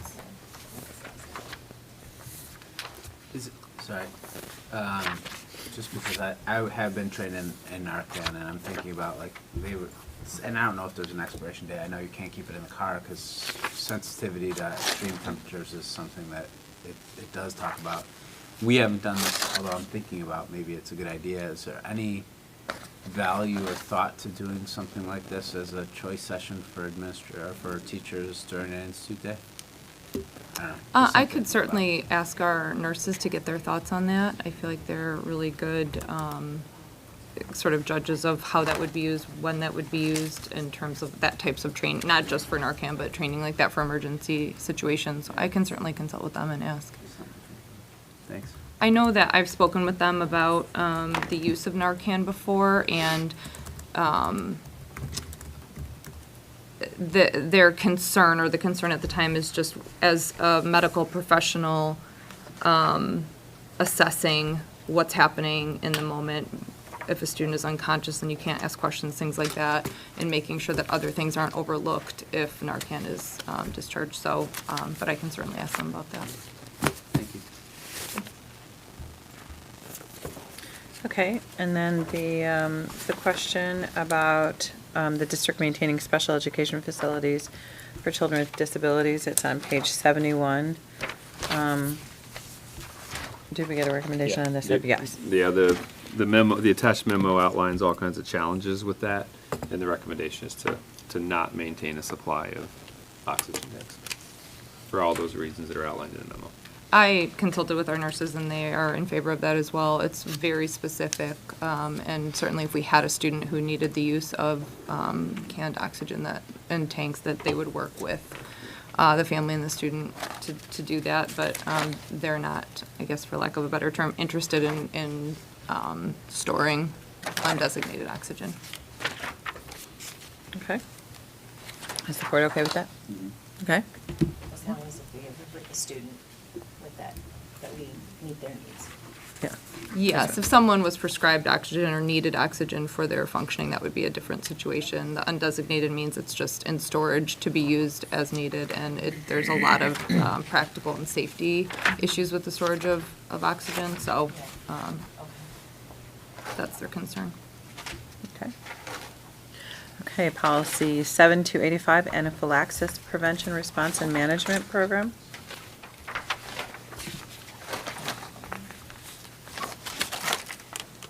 Any questions? Comments? Yeah, and it's not specific to this policy, but several points, it just got me thinking at this moment when I was going through everything, that there's lots of places throughout all these policies that talks about number 5 on page 73, provides annual notice to parents and guardians for all students to make them aware of policy. Has there already been some kind of checks and balances for every policy that talks about annual notice or published on a website, or like, has all that work already been done for all these policies to ensure that the notice that we have provided is available to them? I know it's obviously board policy, but has somebody already done that work to ensure those are? I can't speak to all, but in terms of the medical information, I have the nurses look at that, and we had our student handbook committee, so we were looking at all that and providing notice, but I don't know that we have like a checklist, so to speak, of making sure notification has been sent for all that's included, but I think that would be something to. There's a resource Yeah. out there. I bet there's a resource out there on that you can It's- double check yeah. every notification requirement. It would maybe before we finalize all this, have that done, just to ensure that we're compliant with what we're saying we're doing. Is that, that's something you'll look into, Brian, Yeah. and see if press has something like that? Yep. We could pair that with that student handbook recommendation or update, sorry, in early summer, and make sure all those notifications are squared. Okay. Okay. All right, 7290, suicide and depression, awareness and prevention.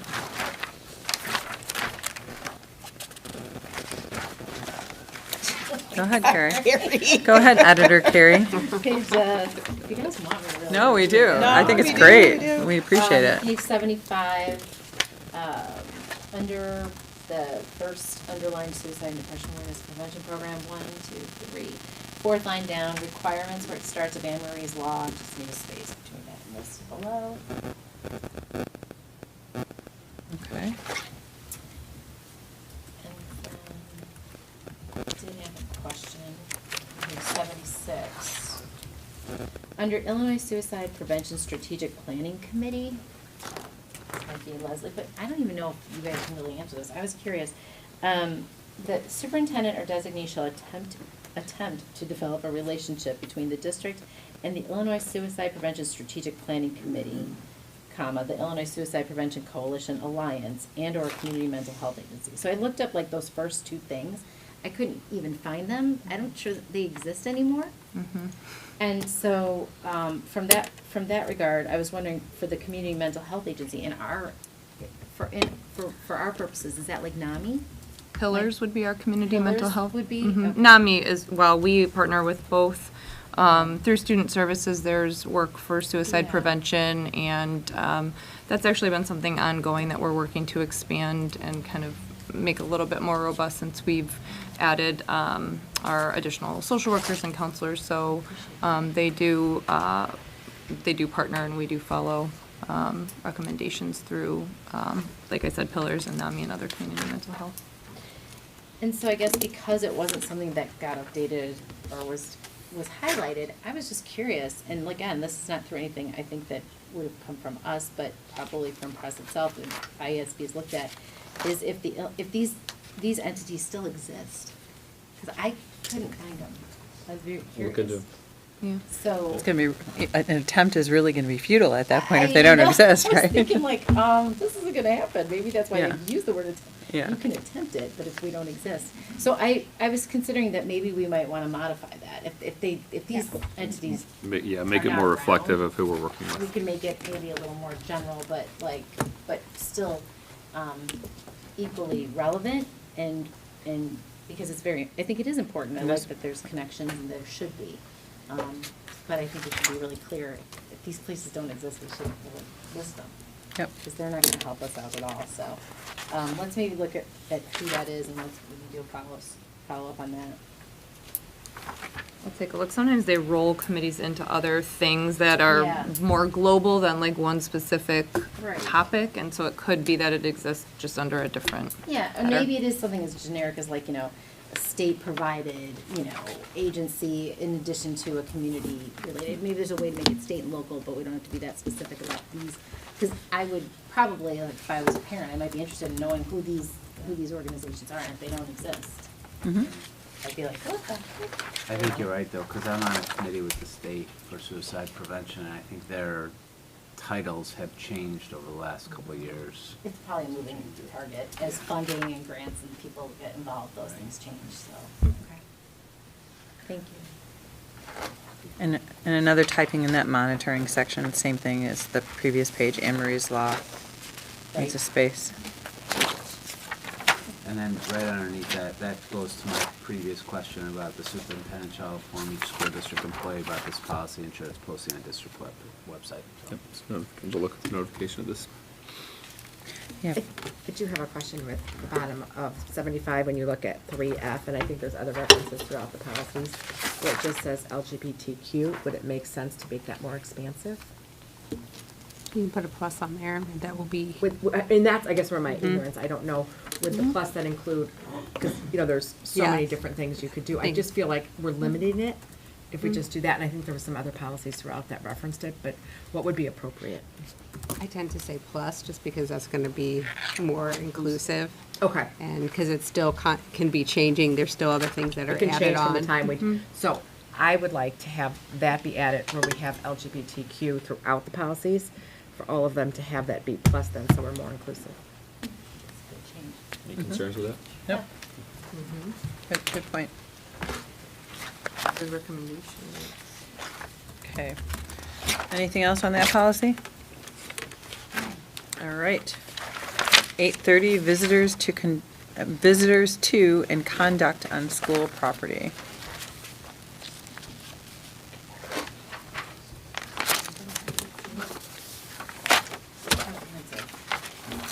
Nothing? No, I just think the changes seem pretty Yeah. comprehensive and clear. All right. Okay, so the policies that the board flagged for more information, I know you'll provide that for us. The changes, I appreciate the formatting of this. Thank you for reformatting this to make it much easier to go through the policies and understand where the changes are in the recommendations. So the new changes will be incorporated in it, and we'll see it again. February 20, whatever that regular action meeting is in February, so not the committee of the whole meeting. So it'll take us a few weeks to get all the conversation we had tonight and the information we're gonna provide and the updates. It'll take us at least 2 weeks to get that out, but it'll get out before the regular action meeting, so you guys will have a chance to review it. And then we would go through a second reading, and it would be on action at that meeting. It could be, but only if the board. If the board is agrees. comfortable Yeah. with it. Only if the board agrees to that. And if the board is comfortable, we can move forward any policies and approve them, and then pull back any that still would require more changes. Okay? All right, good. Thank you very much. Yeah, thank you, everyone. I know that's a lengthy process, Dr. Owens. but, Appreciate it. yeah, thank you for all the input. And Ed. Scott, everybody. Everybody, yeah. There's a lot of them. All right, next we'll move on to the consideration of the Board of Education approval of the Illinois State Board of Education Discipline Improvement Plan, and we will go to Dr. Leslie Owens for that. Thank you, President Aubert. So the plan, the memo and the plan are included in your packet tonight, pages 110 through 118. They are as presented at our committee of the whole with a slight change based on a recommendation from Member Alborz at our last meeting, which was to add a bit more explanation of some of the other things that we're doing that are, I would put more as a tier 1 approach, meaning some of the efforts that we've initiated over the past 3 years to ensure that our programming and all of our supports are inclusive of our students and are supporting our students. And so I tried adding that paragraph in, and hopefully that is what you were sort of thinking and captures the sentiments. But other than that, I'm happy to answer if there are any additional questions since our last conversation. Otherwise, we'd be asking for approval from the board on this improvement plan so that we can submit it to ISB by the February 1st deadline. The added paragraph was under section 4. It begins that section, so it's a more of a general explanation of our efforts, followed by the more specific parts of the improvement plan. What page was that? You guys have different page numbers. It's between pages 110 and 118. It would be probably page 116. 116. Oh, I think it's, yeah, where it starts with potential Mhm. action plan to reduce. Mm-hmm. Yep, the new paragraph starts with District 204's approach. Yep, that's 116. Everything aside from that paragraph is the Oh, same. Okay. I thought that was a great suggestion. Yeah, well, suggestion was okay. I really like what you did. Really like, I think, yeah, and I was gonna say, I think this captures. Yeah, no, but- very much. I Okay. think there's just so much that is being done to support our students that sometimes we may just not give ourselves enough credit, and I think that's important to do. Amazing work that you guys are doing, so thank you. Yeah. Thank you. Appreciate that. Absolutely. Okay, any other comments? Okay. Can I have a motion to approve the consideration of the Board of Education approval of the Illinois State Board of Education Discipline Improvement Plan as presented? So moved. Have a second? Second. Okay. Marilyn, will you please call the roll? Member Dillon? Yes. Member Grutsch? Yes. Member Nava? Yes. Member Thomas? Yes. Member Alvarez? Yes. Member Vita Daniels? Yes. Member O'Bear? Yes. Okay, thank you. That passes. Next, we'll move on to the resolution abating a portion of the working cash fund of the district, and we'll go to you, Brian Stachek. Thank you, President Aubert. So this resolution before the board is in line with our recent completed bond sales. As you recall, we closed on one in November. And now the second one we closed on just this past Thursday on January 18th. And so the net proceeds essentially from those sales was $27 million, which is what we had the authorization to actually go out and sell. And so this is where there's a bit of some accounting that comes in for this. And as I mentioned in the executive summary, you will actually see this on the amended budget. I plan on amending the budget after we receive we're waiting for these final numbers, of course, and then we're also waiting to see what sorts of numbers we see in terms of the cost of these projects coming up and how much we'll actually be spending within this fiscal year still. And so we'll be amending the budget for that later on. But the process in the state of Illinois is if you want to, first of all, let me take a step back. The bonds that we sold were working cash fund bonds. So those working cash fund bonds go into our working cash fund account, okay? So you're familiar with seeing those from when we talk about the budget, when we talk about the 5-year forecast, that sort of thing.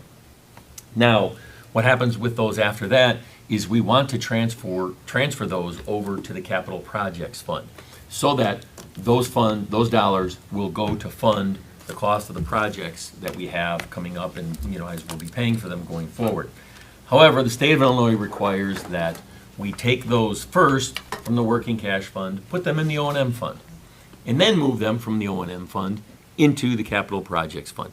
It's just simply a formality, technicality with how they want it done, and so that's what we're actually doing tonight. You're asking the board to approve that resolution tonight. Again, when I amend the budget, you'll see all of that play out.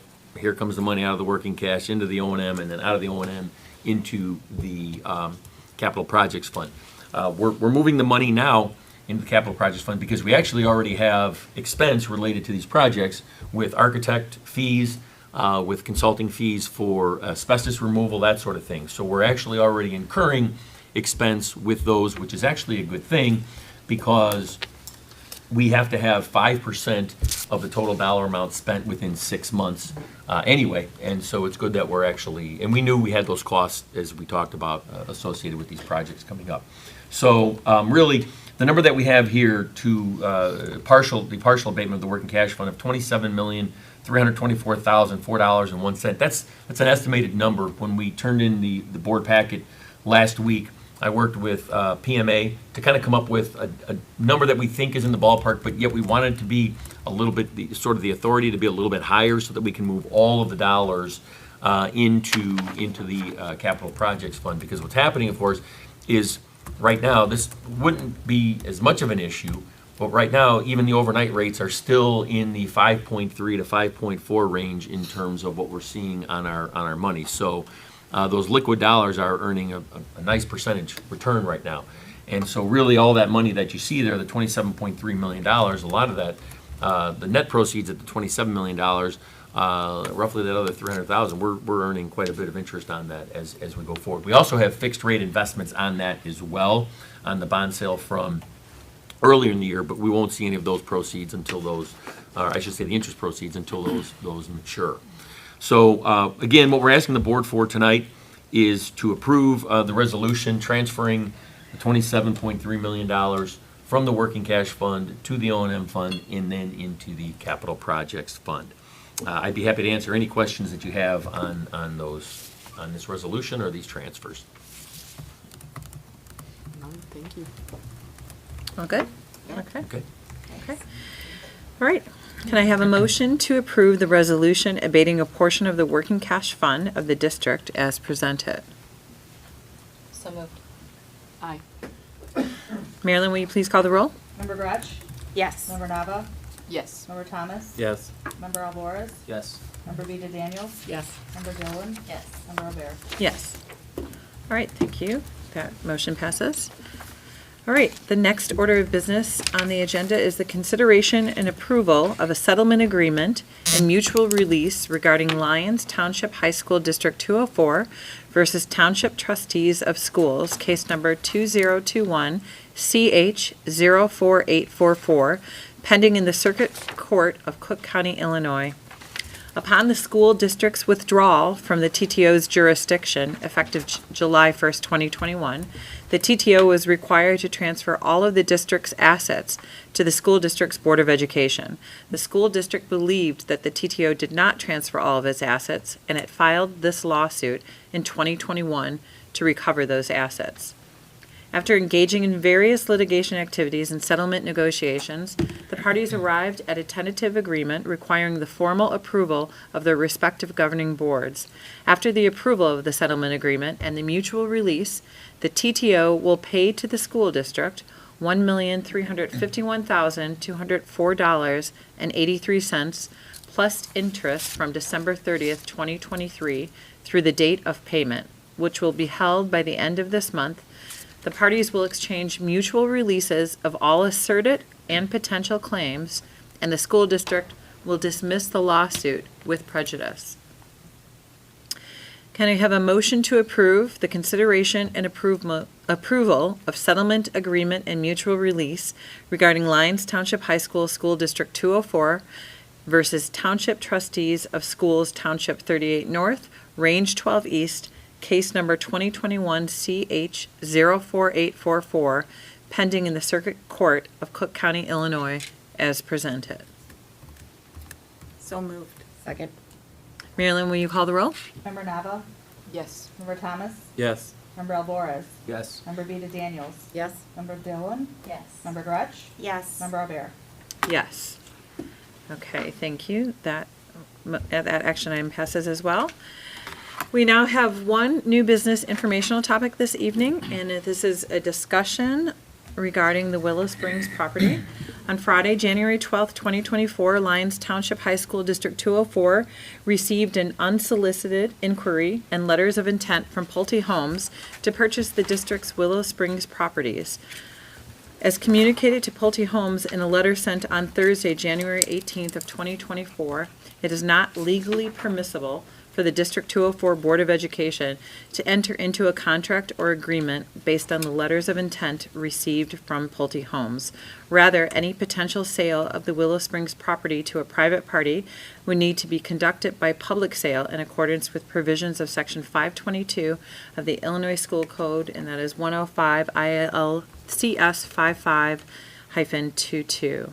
So tonight, we are here to discuss in open session the letter of intents that we received, but more importantly, the direction that the Board of Education would like to take regarding the inquiry and any future actions related to the Willow Springs property. We have to have with us here tonight, we have James Levy from Hodges and Louisi, and we have Kevin Gordon from Korea Bosek, both attorneys that are able to answer questions and give us any guidance and counsel related to any questions that the board may have. So, I mean, to tee this up, we know that we cannot accept those, the letter of intent. We can't enter into any contract related to, directly to those letter of intent. So our objective is to discuss the property and the board's desire to decide what we do out of that, if anything. This will be the first time we've had this discussion about the property in a while. I know in the past, in August of this year, we talked about the potential of engaging with a land use consultant. And after a couple of conversations and during sessions, the board decided to hold on that discussion and hold on that engagement pending the outcome of the Willow Springs study. And we received the outcome of that, which was, I'm drawing a blank on the date, when they. Late October. Late October, which the recommendation was to hold the zoning, that it was appropriately zoned. And so tonight, I'd like to open up the floor to the board to discuss how we might move forward with consideration of the Willow Springs property. I can start. I think in order to move forward, I don't think it's necessarily, I think we need to maybe look at it differently, because I think in the past, we've looked at it, what we've heard here from people coming to speak, and then what we knew as board members as, did we want to move forward? A little louder, please. I think that in the past, we have looked at what the board members, or the people that have come here to speak, as well as what we've discussed here on the board. And my thought is, how can we do this better in looking at hearing from all communities here? And we might know that there might not be some people that might be supportive that come to speak. There might be some that are not supportive that don't come to speak. And so how do we go about hearing from all of the community? And I know when we talked about the land use survey, having a company for that, I think that was a struggle of a conversation because it wasn't really clear as to what they would do, those kind of things. How would we engage the public? And one of the things that I've thought about is I'd like to put it on the ballot as a referendum so that we can reach all the communities and have everyone have a vote, and so that we as a board then can hear from everyone. So it's not just a survey, it's not just a community event. And I don't know how that would work logistically. I mean, that's why we have legal counsel here to maybe ask you that question. But that was something I would like to see, because I think instead of 7 of us deciding here, we put it to the community as a whole to decide. And that's, I think, a different approach to it. So I think that's an interesting thing that seems worthy of entertaining. Can James or Kevin, can you kind of speak to us a little bit about that idea? With respect to putting a non-binding public question on the ballot, the Board of Education does have that authority with the majority of the entire board voting in favor of whatever that question would be. You'd adopt a resolution, and that would have to be adopted by August 19th of this year. Then that non-binding question would then be on the November ballot. One thing to consider when you're going through non-binding referenda is the question itself is obviously very important, and depending on what you're dealing with, there can be a lot of different questions or issues that relate to that cannot necessarily be encompassed by the question that's presented to the public. So you need to think that through. And then secondly, it is non-binding, so you're not bound by the public. However, if you're going to put it out, my traditional experience has been, even though it's non-binding, you really have to consider what comes back. And if the public, for example, says no, then you really have to consider that overwhelming statement. Again, it's possible to put it on there. We would work with you to develop that question and to put it on the ballot. The board would need to adopt that resolution by August 19th, and it would be on the presidential election in November. And when you say, like, there's only one question we're allowed per topic, or could we have I mean, you can't have a multiple choice question, clearly. No, you can't have a multiple choice question. The most, if I remember correctly, Kevin, you can even jump in, I think 3 is the maximum you can have on the ballot. Okay. So you can go Pertaining up to one topic. 3 total. Oh, okay. So you could try to do that and go through whatever maturations you want. Selling property, there's a lot of different issues that come with it. You know, there's, should we sell it at all? And then, as we've seen here, the issue is, you know, what will that property be utilized for, even if it's consistent with, I shouldn't say what it's utilized for, what the development would look like, even if it's consistent with the current zoning. For example, Pulte, in both of their LOIs, letters of intent, while the uses were consistent with what is currently zoned, my understanding is their density that they're requiring, the size of the various lots, does not comply. So they would, in both of those LOIs, they did state they would be seeking zoning relief from the village. So there are nuances to this that may not be able to be addressed. I just want to make sure everybody's aware of that. Well, and I even think, like, in their LOIs that they had, there were also different impacts that they would have from an age-restricted community, would have a different impact upon the community and the school with, I'm looking at from a aspect of senior exemptions, senior freezes from a tax base, and then you could have one that might have placed, you know, more students within the school district. Right, correct. So there's different benefits for that. So from an age-restricted community, for example, you don't have the generation of this, you would assume you don't have any students being generated from that, so you don't have that particular fee or cost to offset. But then you may have issues with the property tax revenue that's generated from that, or, you know, other related issues. Conversely, if you put in a residential neighborhood, presumably you'd have perhaps higher EAV there, but then you're also going to have, again, perhaps larger impact of students being generated for that. Again, that's something that you would work with. I don't recall off the top of my head, and I hate to put Councilman on the spot, if they have impact fees off the top of my head. No, okay. So, you know, so those are different issues to work with and consider with that. Thank you for answering my question. And in terms of if something were like this were to go on the referendum, how specific does that, either that question need to be in a case like this, and or can it be?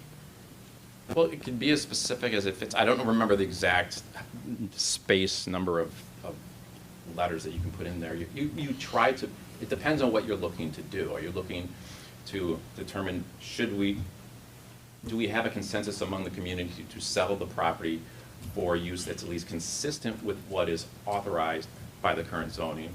That will give you some guidance. Or is it something more specific? Is it that the board and perhaps with the village and the community, you know, we're looking for only residential, or a blend between residential and something. So have you come to type of decision or agreement amongst the parties as to what it is, and then you can put it out that way. Obviously, the more specific you can be, the more everybody is made aware of what you're looking to do with it.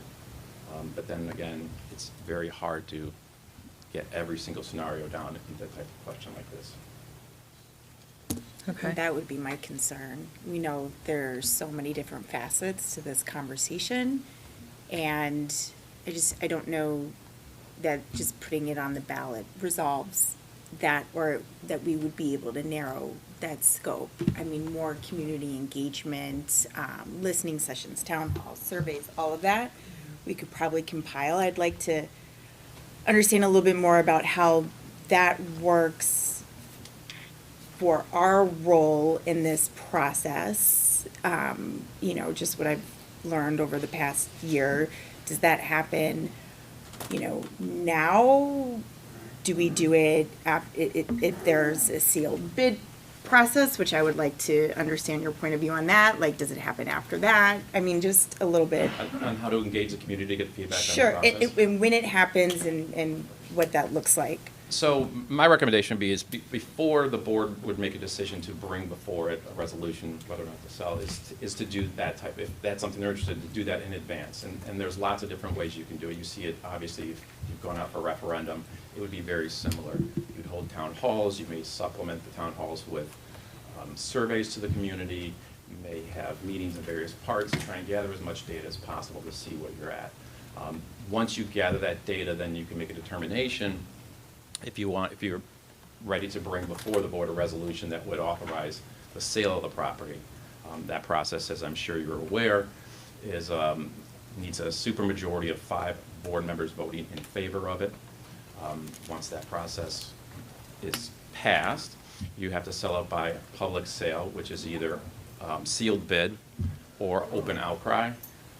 Almost virtually, every single sale I've ever done has been done by sealed bid. There was one attempt to do it by open outcry. No one showed up, so it didn't go forward. There's benefits and detriments to both, but traditionally, you see most folks going with the sealed bid process if that's the way you want to go forward. Again, as you know, you put in your packet that goes out to the public the terms and conditions of sale that are available for everyone to bid on, and then those come back to you. Again, let's assume it's a closed bid, you open them and we would make a determination. So that process that you're describing, James, where we would do a lot of our due diligence and community gathering input from the community in different forms, fashions, different types of meetings and so forth, would be the due diligence potentially leading up to that decision. Correct, and one thing I did fail to mention is because one time, as soon as you adopt your resolution authorizing the sale, it has to be sold within 60 days of the adoption of that resolution, which is generally the opening and award of the contract. The closing doesn't take place in the 60 days, so you do have a limitation in time. So those items, if the district is considering or the board's considering selling the property, I would do that well in advance of any resolution is brought before the board. Right. I think, you know, I still have the concern that we have never done an appraisal on the land at its zoned use.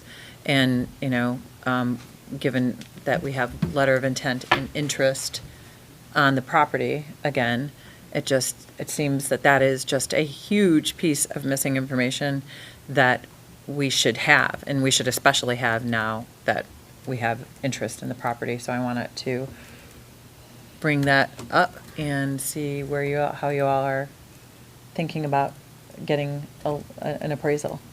Do you know how the appraisal works? Is it just based on the current zoning, or do they do scenarios?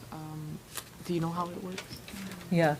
So- Obvious question is, how does the appraisal work? So we've talked a little bit about this. What we would want to do is, again, keeping it within the current zoning, you would hire an appraiser to say, we would like to get appraised value of this property at its current zone uses, and then have that appraiser would go out and then perform his due diligence to do that. And there's usually 3 different types of methodologies they utilize to come up and then provide you with a valuation. The with respect to the property.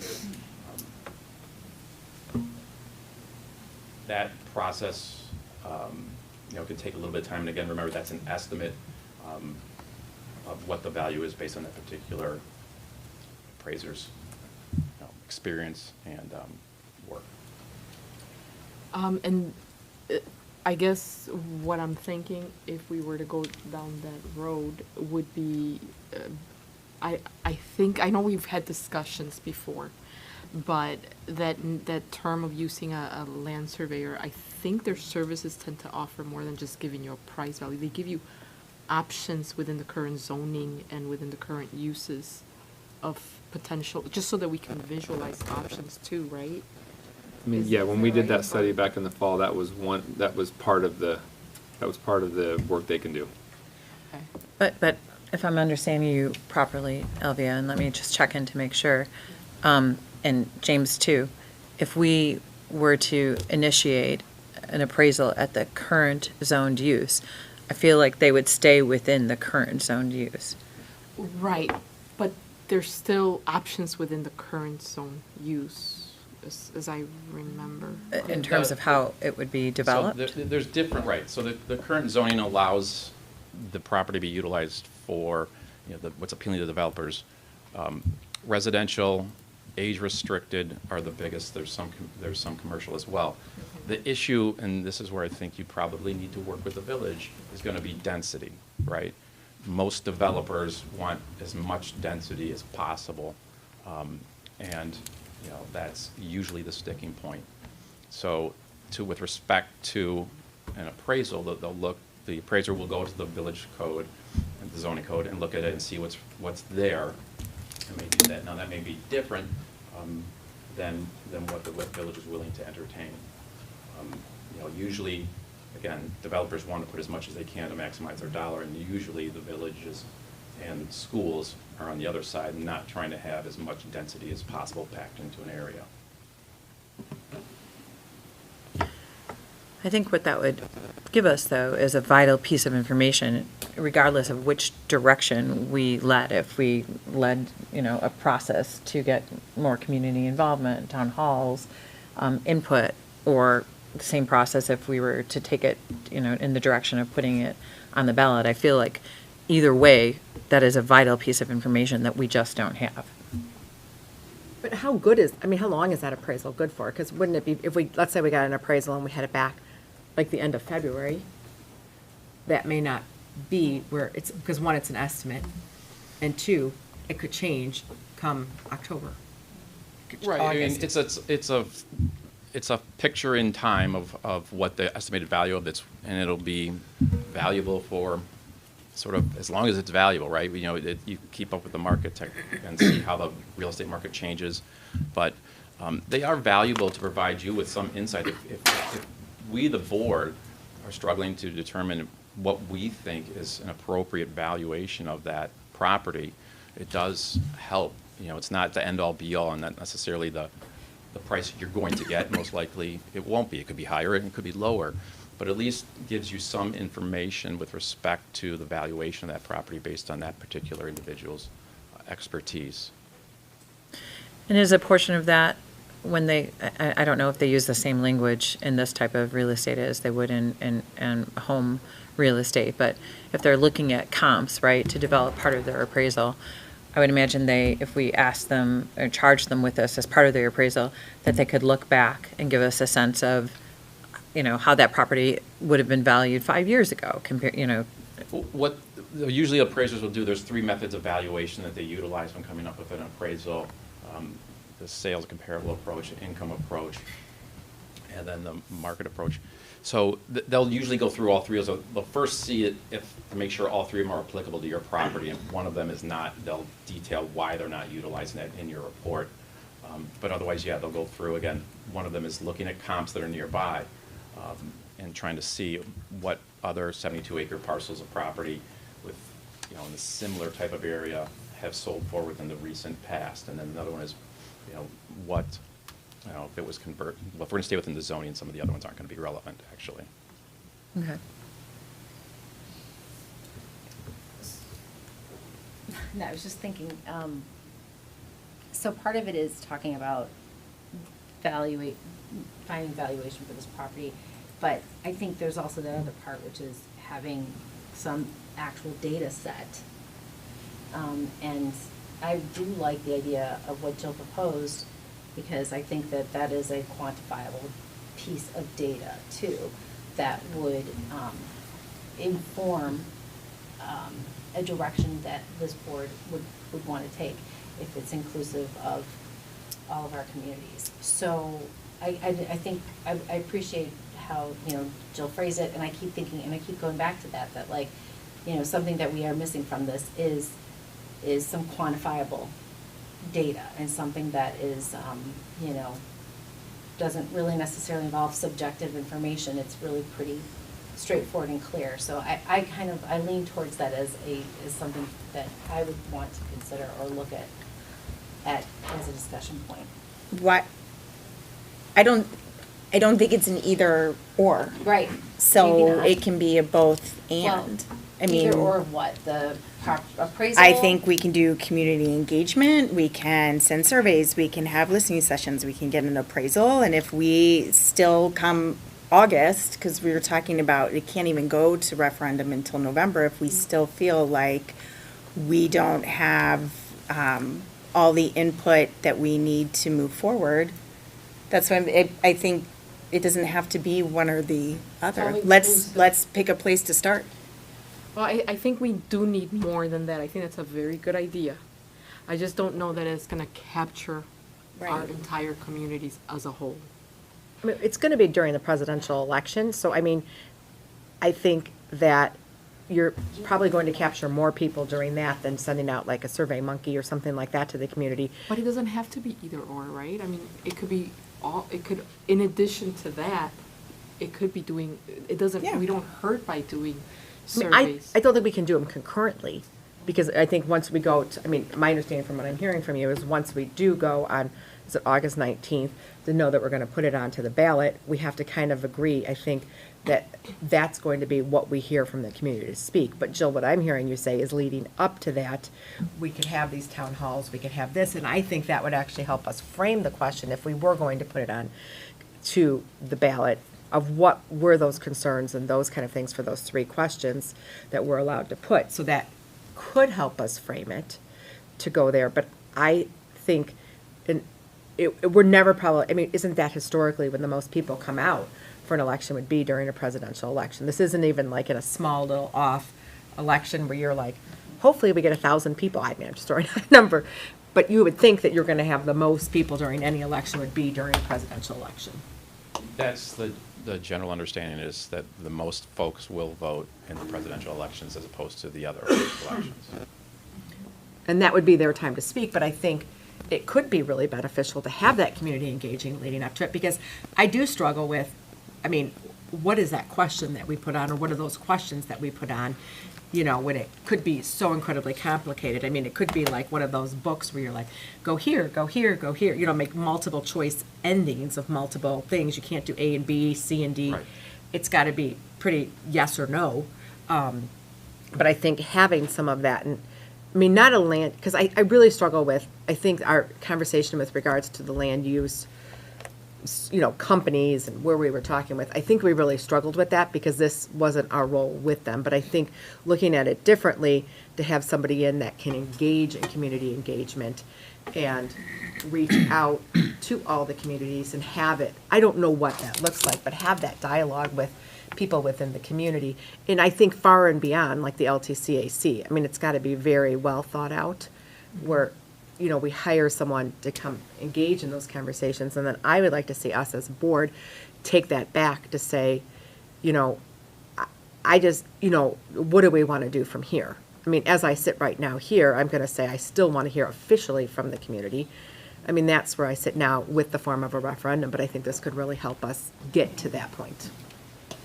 Yeah, I think about why we're doing this in the first place, right? There's facilities that need improvement. I will say, since I've been involved in the board and even on the campaign trail, knocking on doors of houses that line that property, the overwhelming majority I've heard from board meetings and from community members is I don't have a huge issue with you selling the property. I have a huge issue with the industrial conversation. I know we heard that tonight. We've heard that from other board meetings. I love the idea of let's get some community investment involvement in this, have some conversations. The referendum, I'm still open to, but I guess James or Kevin, if you have any input on, aside from what we've already talked about, are there any other pros or cons to a ballot referendum that we haven't discussed that you feel would be important for us to consider? I'll give a couple, and then Kevin, you can kind of jump in. The one thing that we see, I don't see a lot of folks going out for non-binding referendum.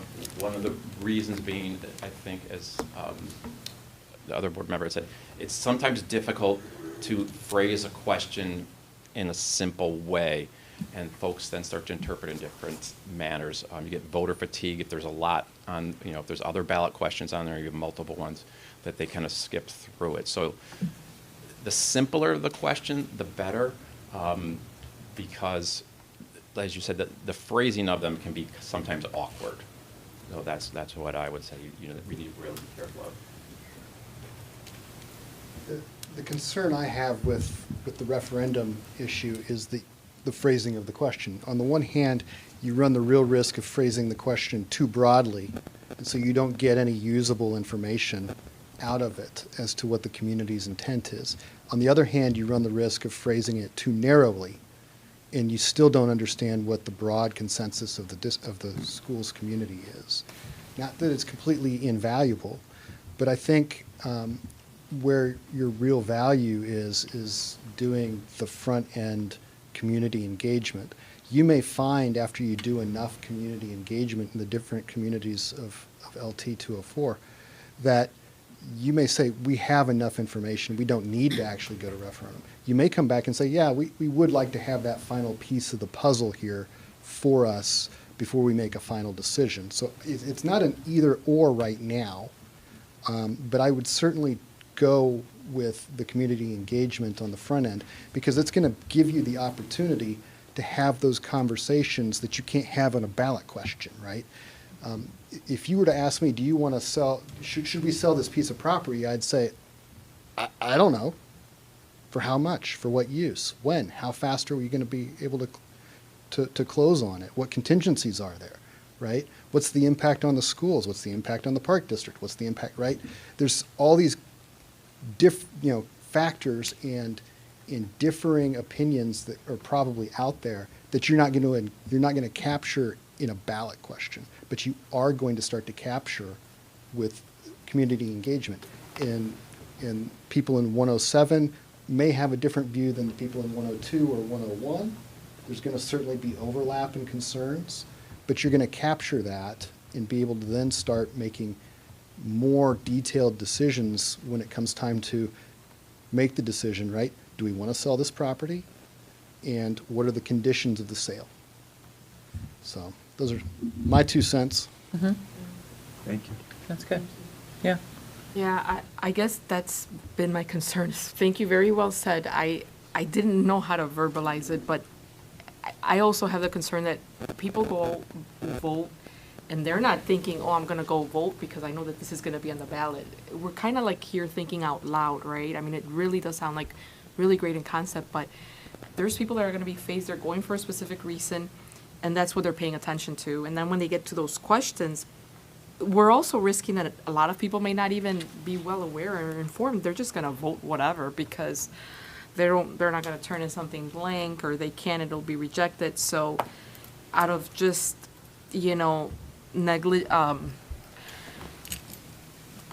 unintended negligence, people could vote in a way or answer in a way that is not truly intended if they knew more. I feel like we really do need community engagement. But I think that community engagement could help us, and if we did our job right with community engagement, the community would know, and then they would know to show up to vote.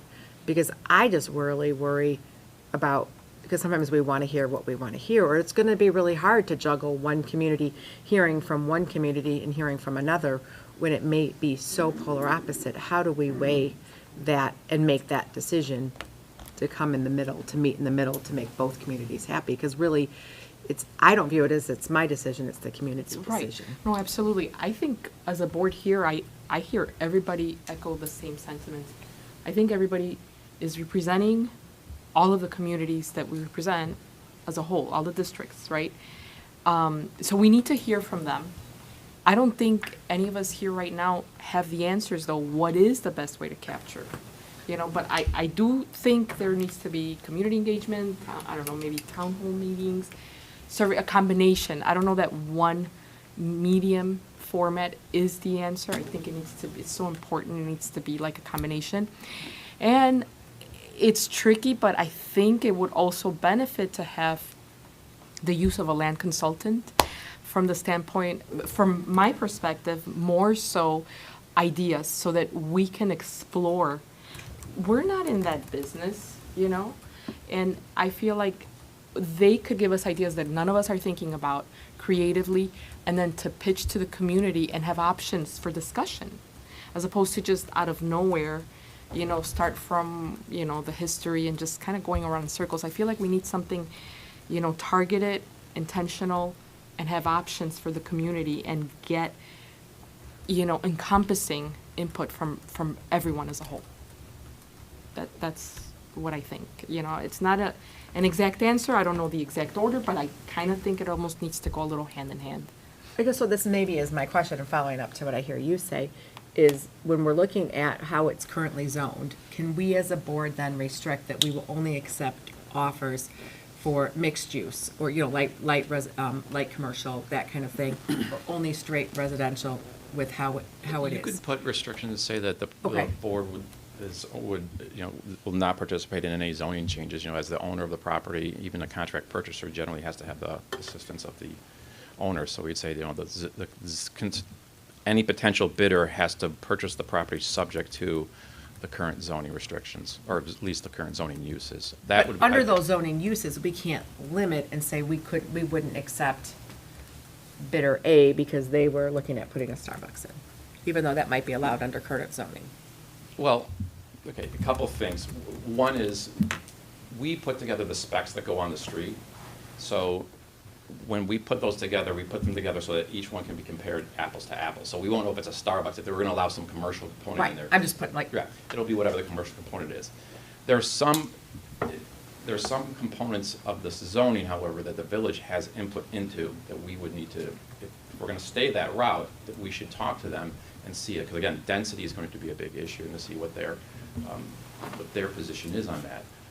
Again, as it currently reads under the current zoning, I believe the residential units have to be SR3, which are larger lots, which is great. That's not consistent with what Pulte had proposed. So you know, you can put out whatever you want as far as your specs are and what you want to bid. You can be more general, you can be more specific. Especially in this scenario, though, I think you want to see what is, even under the current zoning, what may be more palatable to go through, if we're sticking closer to those SR3 So we numbers. could put out then, we will only accept bids with an SR3. It would be, something like well, that. SR3 is a component of the North Willow Springs Road Corridor Plan Right. Development process. Yeah, so I mean, we can put that into this as, it has to be consistent with the current zoning. And then any changes beyond that, you know, the village has got to approve and work with you. But even within that current, so I guess maybe I'm not like being articulate, which I apologize for, like, within the SR3, we couldn't say, even though my understanding is the current zoning would allow for like light commercial, right? Correct, but Okay. all of, But we as a board could say, we don't want that, we only want residential oh, within sure, that. yes. Okay. Yes, I'm Okay. sorry. So that would be helpful then for a land use to say for us, but I don't know if that's our Well- thing, you know, we're putting out our bid, you know, Well, like what we would want for them I to would bid. envision that the land consultant, that's what their job is, to get creative and within the current zoning requirements, provide options that you and I are not even thinking But that's about. not for us to do, that's No, for no, the no, bidders no, to come in. That's for the land consultant to do their research, and then we present it, what the land use consultant is doing, present and hear from the community, present those options. Like, you want to have a starting point as a discussion with the community, not just be like, you know, we haven't really had much information. So Couldn't we rely upon what the village did for that land use survey? Would it be redundant, I guess, that's what I'm trying to I get don't at. think it's redundant, because I think that hiring a land consultant for our specific, it's our land, right? So, and honestly, getting more than one opinion, I don't think it's a bad idea. I think it's about how to maximize for the community, the best use, that complies with what the community's wishes are. I don't think we have those answers. I don't know how extensive their land use study was, because that wasn't their purpose necessarily. We have a different targeted purpose. And that's just an opinion that I think it would be good for us to have ideas so that we could present to the community and they vote on it. See, we're not acting on the behalf of community. We are, but it's with the majority of the community's input once we present them with options. And we hear from them what they want as a whole. Within the current zoning, you would want to look at maybe restricting it more. Correct. Well, we're hearing from the community. Probably, obviously, I would guess that there would be restrictions, yes. But again, it's having the land use consultant come up and be creative, within the current zoning requirements. And then taking feedback, seeing those options that the land use consultant has come up with, and discussing them, presenting them to the community, and hearing uptakes, hearing what the community has to say as a whole, things that we're not thinking about. Vice versa. That's kind of more big picture where I envision this. Yeah. So if I'm hearing you properly, Elvia, you're suggesting if we engage with the land use consultant to kind of study the land, give options and alternatives for what is within the current zoning, that would then provide the springboard for how we talk to the community in terms of getting their feedback about what to do with respect to the property. Right. And that still could fit, to your point about it's not an either or. It still could fit it still with, fits with it's yours just too. building the due Yes. diligence Yes. ahead of potentially going Yes. to, I guess I just didn't see if we were gonna put it out to, assuming we went to a sealed bid, if we, assumed we agreed that we wanted to move forward and sell the property, I would just look at it as having it be, when we put it out to bid, having it be as expansive as we could within the current zoning. I wouldn't think that we would maybe want to limit it within that zoning and see what we got, because because then we're looking at, we would get, maybe 3 different surveys, because if you were like, I was just thinking we would put it out, if we agree, 1, to sell the property, agree to 2, to stay within the current zoning. I was just looking at it, let's have it put out within that current zoning, let's accept the offers in, and then we can say, which one of these offers makes sense. And we'll Instead of have a limiting. sense from the conversations before we set the terms and conditions, conversation we just had, what latitude there is and isn't from our work with our community partners. Like if nobody wants the senior, age Yeah, the restriction because density they're issue concerned about is the perfect taxes. example. I'm not sure I'm tracking with you, Jill. It sounded like you're saying that we should put ourselves in the position to receive more bids, more interest on the property. Right, and then when we accept it, because I don't know if this is maybe another question here, like if we went to a sealed bid, are we bound then as a school to accept the highest bid? So then that would be the time. So I think it would behoove us to have it open to as many people. And then that's when we would have a discussion as to this, we feel, even though this might be, 20% less than bid A, bid C fits the needs of our community based upon what we've heard from all of our community engagement. And that, instead of limiting what bids we would have come in, that because maybe other people are more creative than us with regards to what's allowed under the current zoning. So you're suggesting that we potentially engage in some sort of process similar to what you're describing, Elvia, which actually seems, what I'm hearing, is kind of similar to what we were looking at back in August with the varying type of land use consultants of what they did. And then use that information with community engagement, and then the output of those two would potentially be setting terms and conditions, setting a price, and potentially doing a sealed bid process. I don't know that it would set terms and conditions, because I think you would want to have terms and conditions be as open as you can. Well, you have to set terms and Right, conditions no, as but I part mean, of the but we price. wouldn't want to limit it down. We would Well, set it within we the can code. set the terms and conditions, but that's a conversation that goes, if I'm Right. understanding it properly, hand in hand with setting the price before you go to sealed bid. Whatever they may be, you have to set terms and conditions. When you go out, if the board were to approve the sale, yes, the resolution will have those terms and conditions that, under which we're willing to sell the property.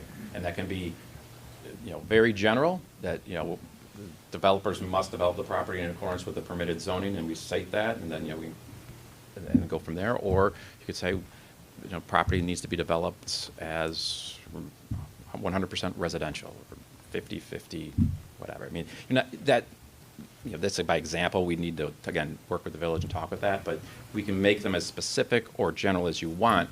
I think what you need to do is through the community involvement, does the community want or have a preference for 100% residential, or is a mixed use of Is that residential? important to the community? Is that important to them? Right. Do they want, maybe they want more commercial, like you said, they want a Starbucks or whatever else might be allowed in there, a little Pilates convenience store, studio whatever. or something. Right.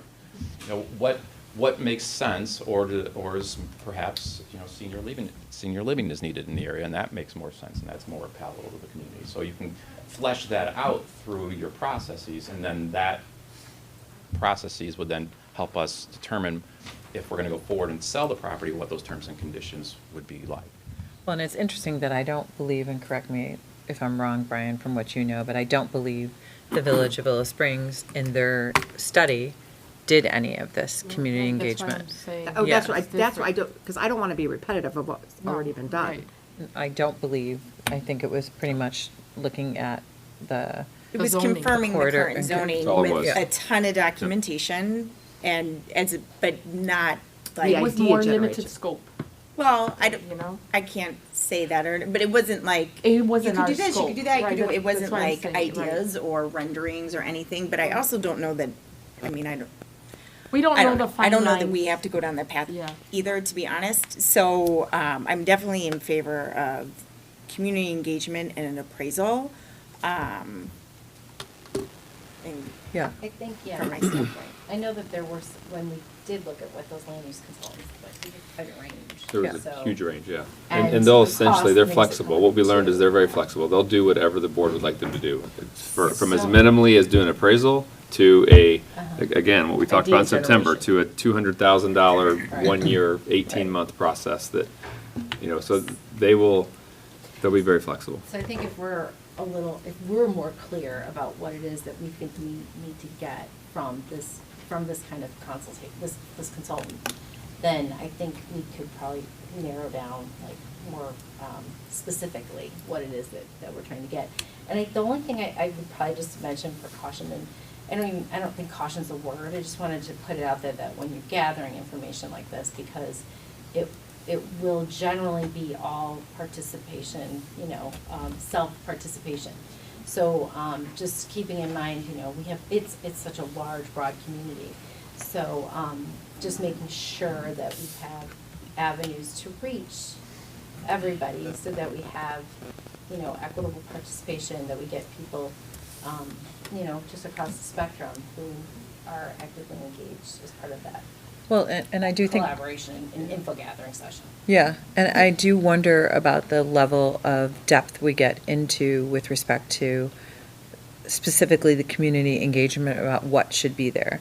Because I think of some of our residents in areas that are far away from Willow Springs, and just to use your example, not that I think you meant this verbatim, but just since you tossed it out there, do you think of Starbucks should be on there? Do you think it should be commercial? Do you think it should be? to decide that. You what? I don't know that it's us as a board to decide. I don't. What should be on there. Right, It so should then be- you wonder, like, why would we be entering community engagement that would go to that level of detail? Because people in Brookfield and LaGrange Right. Park and LaGrange may have very different knowledge and interests. They might be like, it's not my place to decide or talk about what's there. I've had people say this, it's not my place to decide what's there.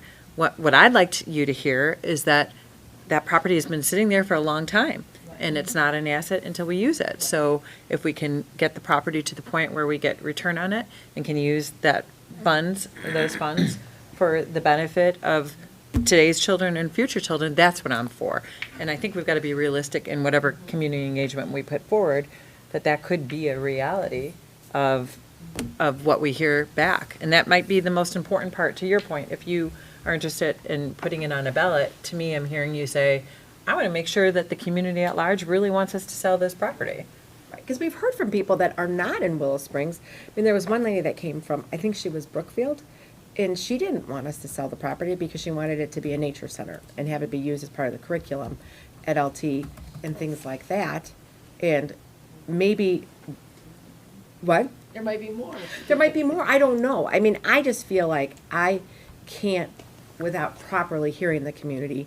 And I don't know that we properly hear if we like have something in, LaGrange Park and there's only 20 people that show up, but we have something in Burr Ridge and there's 200 people that show up. Have we properly heard those communities? Just because they didn't show up, maybe they still didn't really realize it, but I think that gives us a really good sounding board to see where we are to help really frame that question.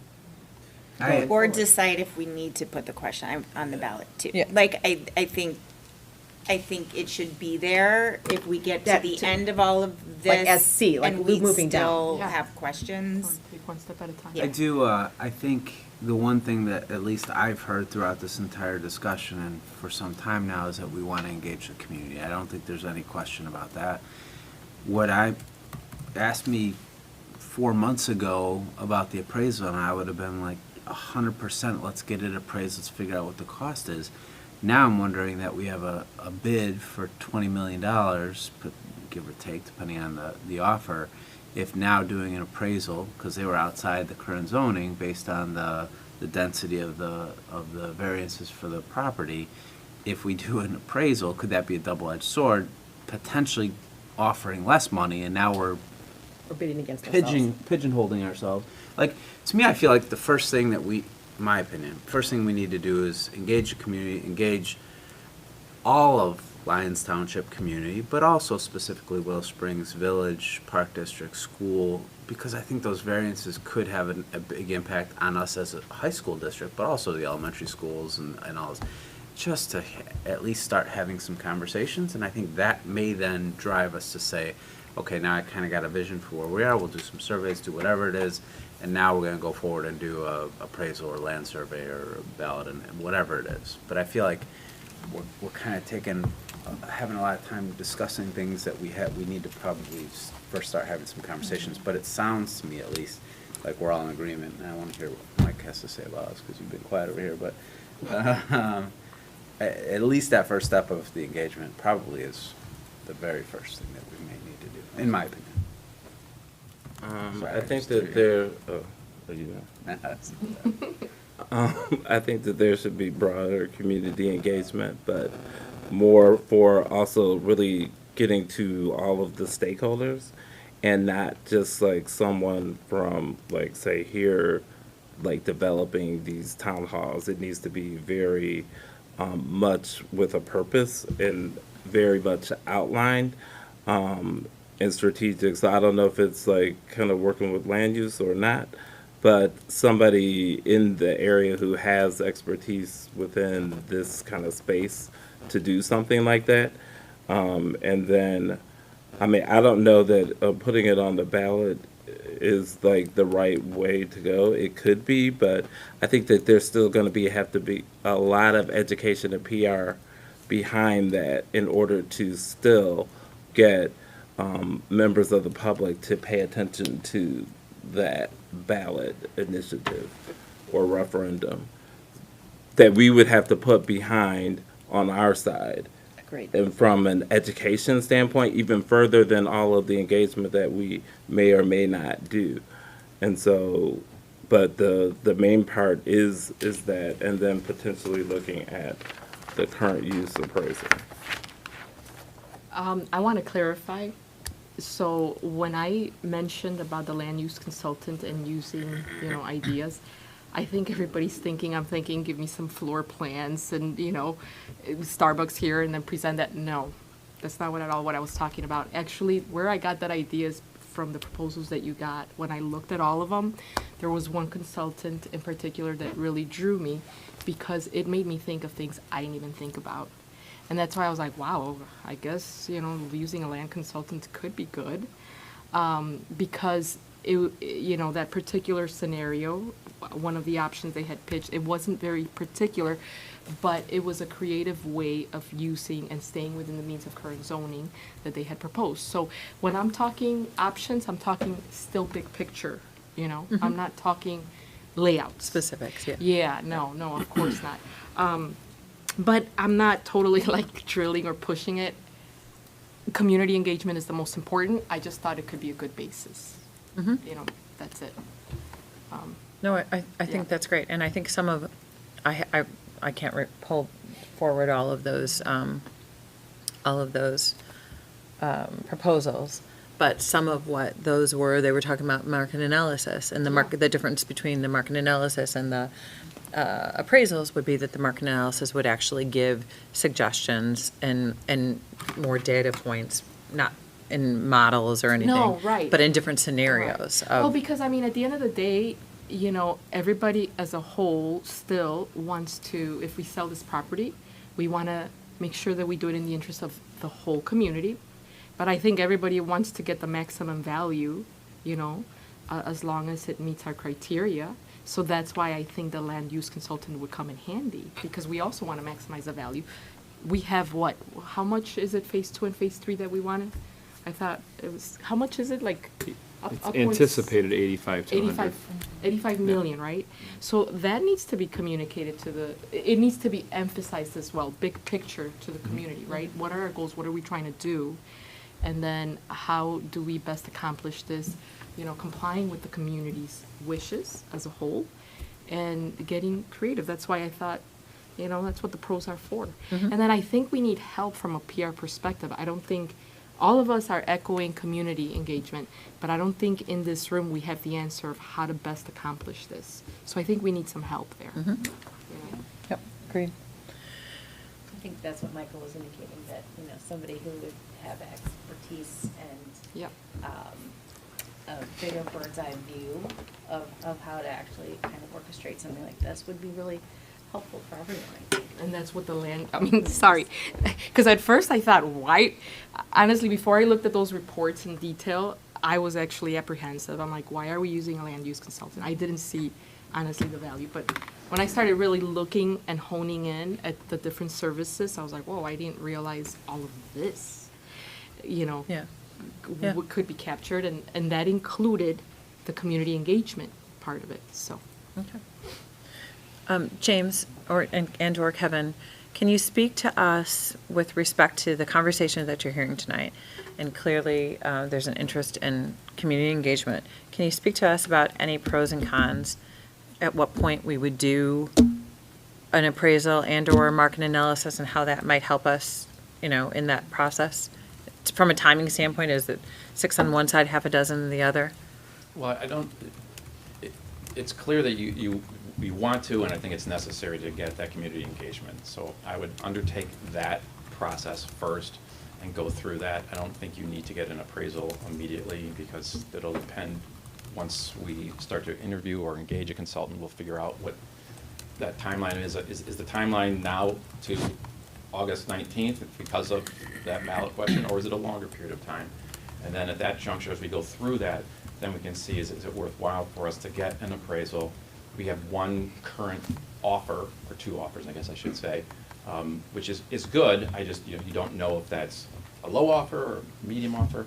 So I think we go through that process first, gather that data, and then as we're doing it, then we can sit and kind of think, is there a benefit at this juncture to get an appraisal? Is the board at where we're at through this community process leaning toward adopting a resolution to put it on so that it makes sense to spend that money and get an appraisal and go forward? That's what I think the process is. And you can get consultants, again, that will help you. It's just like a bond referendum, to solicit input by phone, postcard, website. There's lots of different ways, and you can have that data broken down into all your various communities to see what it is, to see how it varies. So can only a land use company do the community engagement? Because that's, I think, maybe we're looking for that. No. So maybe we don't need, we just need somebody to do community engagement, and maybe that's where where we're hung up, like, what would be, because I think that's where I'm still struggling with the community. I mean, I think the community engagement is really key, There are but who consultants is it that does it? There are consultants that actually work on that, like this. And that's maybe we have that conversation about a consultant rather than the land use that would run it, but somebody that really, really runs it, because that's different with the QR Right, codes. I was speaking about a consultant that'll help you put on and work with your community to get this feedback, not a land use consultant. I think that's a different animal. I'm not certain, that's a discussion obviously for the board, that that's necessarily beneficial for you guys at this juncture in light of the village's stance on the zoning and wanting to work within that zoning. You know, how the property is going to be utilized is usually, you know, the zoning is the zoning, and the developers will come up with what they think the best way is for them to make a profit and try and persuade other folks. So, you know, at this juncture, I think it's the community engagement, and that's a specific, separate type of That's consultant what I that's mean, not yeah. associated necessarily with, I mean, I'm sure there are land use companies that can do that, but that's not what I was But have somebody envisioning. that really specializes in it, which I Right. think would be There's really plenty key. of them out there, like I said, generally every district that utilizes or goes for referendum engages one of these to help gather that data, and it's just a data processing. Right, that's, I just need that clarity, thank you. Yeah, and two other questions. The ordinance putting a moratorium on development of the land is in place until March.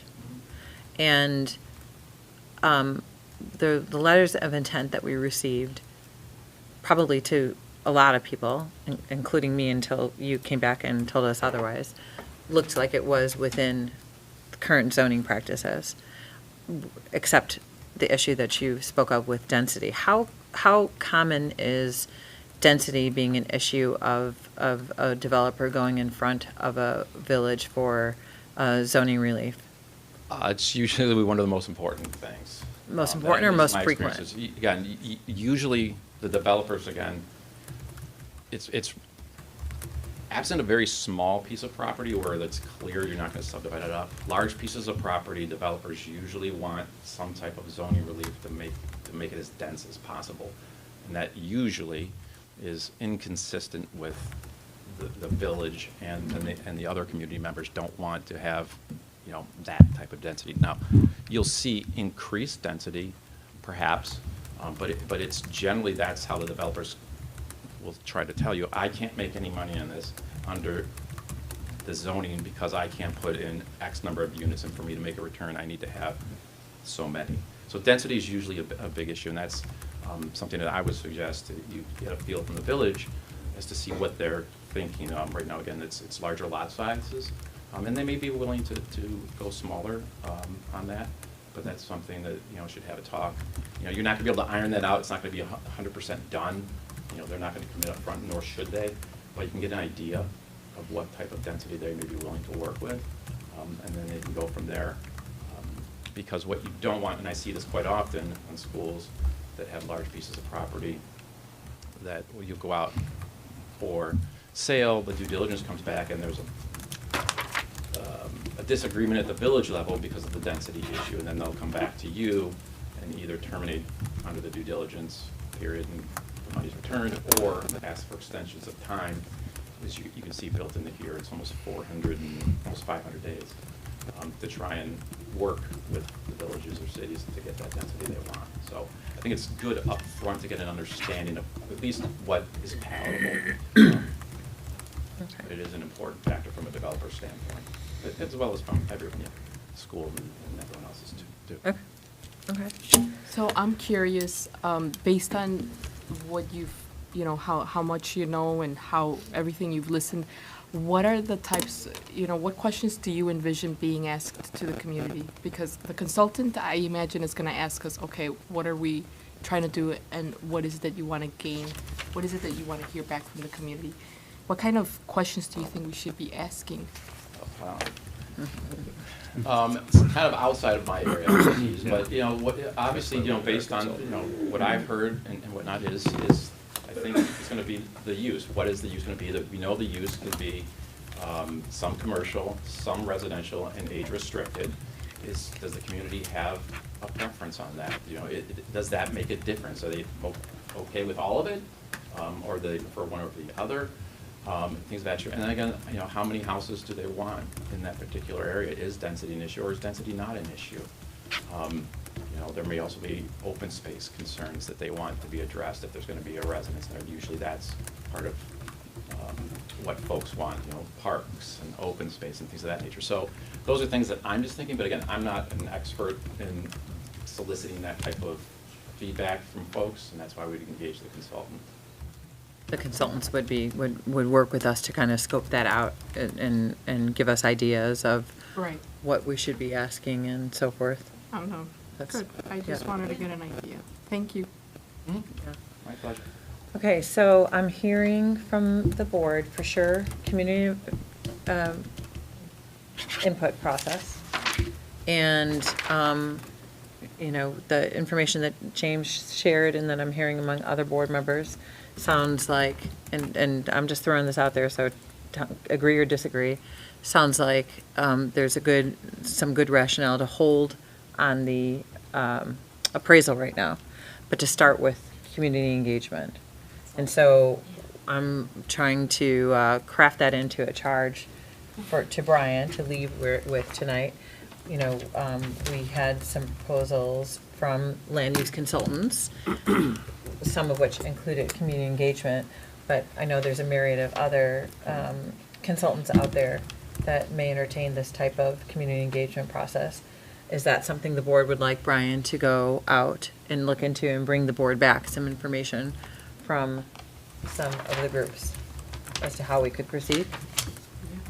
Yeah, I think, and again, not restricted to the land use consultants, obviously look to other experts who've done that, if it's people who've helped shape referendum, that kind of thing, see what our options are for that. Feels like a good fit.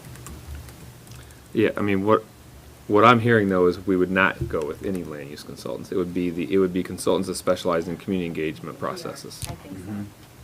Yeah, and there's plenty of them out there. So what that will probably mean is, I think we put together an RFP and send it out to the street and see who responds. And I can solicit these guys' help to do that. And I would like it to just say that, I'd like to look at it maybe with the deadline, instead of like having a 2-year engagement, I'd like to look at it with maybe a June deadline, so that would give us ample time if we felt we were in a position that we still needed to go to referendum or do something like that. We have more of a timeline for that, knowing that August 19th is that timeline. Do you know what I mean? So I think maybe when you put that out, because we could go 2 years, we could go 2 months. I just feel like we need to have a timeline, a realistic timeline, of engagement. We're early enough in the year. Yeah. In working with people that do this all the time, actual communications consultants, I think they'll be able to, their response will align with whatever that is. Well, and that's maybe- that's and normal. they can always add on hey, if we had an extra 5 months, we would recommend X, Y, Z, and we can entertain that. That kind of stuff can happen. Okay. So are you comfortable then? Yeah, so I think my first step is going to be putting together an RFP that I will share with the board first, before it even goes out, so the whole board is comfortable with what is built into the RFP. So we'll start working on that. Okay. Everyone comfortable? Yep. Yeah? Yes. Okay. Great. Well, thank you very much. James, thank you. Kevin, thank you. We appreciate you being here and being on hand to advise us. Yeah, go right ahead. Yeah, feel free. Thank you. Thank you, both. Kevin. Thank you, James. Thank you. Okay, so that includes all of our unfinished and new business for this evening. We've now reached the consent agenda portion of our meeting. Our consent agenda includes the following items: payments of bills and financial statements for LTHS and LADSI for the month of December 2023, human resources items for LTHS and LADSI, review and approval of the meeting minutes, open and closed sessions, overnight student travel, disposal of surplus equipment. Can we have a motion to approve the consent agenda as presented? So moved. Second. Marilyn, will you please call the roll? Member Thomas? Yes. Member Alvarez? Yes. Member Beta Daniels? Yes. Member Dillon? Yes. Member Gretsch? Yes. Member Nava? Yes. Member Robert? Yes. Great. Thank you. The last part of our agenda this evening is our second opportunity for public participation. Marilyn, have Fred we? Whiting wished to speak at the second portion, but I think he. Fred Whiting. Hey, Fred? Yes, do you want to speak again? Yeah, that's fine. No, I I'm have gonna your name. hold on. Mario and Barato? Thank you.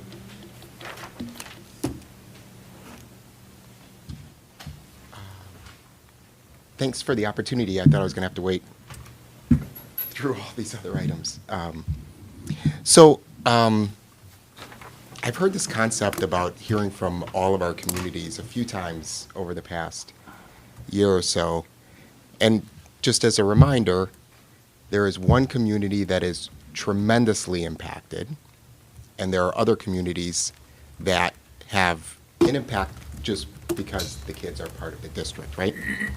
I have been engaged and analyzed a million surveys in my life based on what I do. And I can say that just votes, counting votes, never gives you the context you need. A desperate, passionate no or yes is worth 100 no's or yeses that are cast with less conviction. You've gotten lots of feedback over the past year, and everybody's been invited to participate in that feedback. And you've gotten a ton of it from the most impacted people that are going to be influenced by what this board does, along with Willow Springs, and you've gotten that feedback because they have tremendous conviction in their opinion and what this will mean for them and where they live. The rest, who maybe you haven't gotten feedback from, who you'd like to get feedback from, aren't necessarily coming and may not come simply because they just don't have the same level of conviction in this topic. It's an interesting topic, but it's not a topic that directly impacts their life. So you need to consider that as you consider your desire to get data. Data is simply data, it's not information. And a lot of times it's not actionable. So every time I hear that you want to hear from all of your different communities and constituents, I guess what I'm really hearing is that it sounds like you're looking for an offset to the passion you've heard over the past year. And I would just caution the board to beware of data that provides you a weak signal. And things like density and what you put on that land matter a lot to the people of Willow Springs, but not so much to other communities. So beware of the data you get and interpreting it as information rather than simply data. So thank you. Thank you.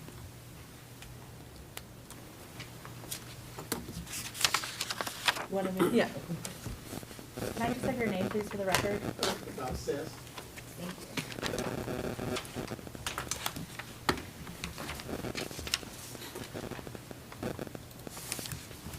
My name is Bob Sass. I do live I live at 9,000 Wolf Road, which is the district down there. My mother graduated from LT in '36. Our whole family has graduated from LT, so that is the old Hess farm. You bought it, the school bought it, for a third campus. Not for profit, but for a third campus for the community out there. I have not heard tonight yet, how is a residential community going to affect LT with the students coming into LT? I know it's going to affect Pleasantdale. Pleasantdale school is kind of limited now in area. They're trying to expand now. You have to look at what a residential area, because that land should be residential. Forget this in the industrial use of it. It should be residential, but you've got to look at how it's going to affect you with more residential homes in it, how it's going to affect Pleasantdale, the fire department, the whole Willow Springs.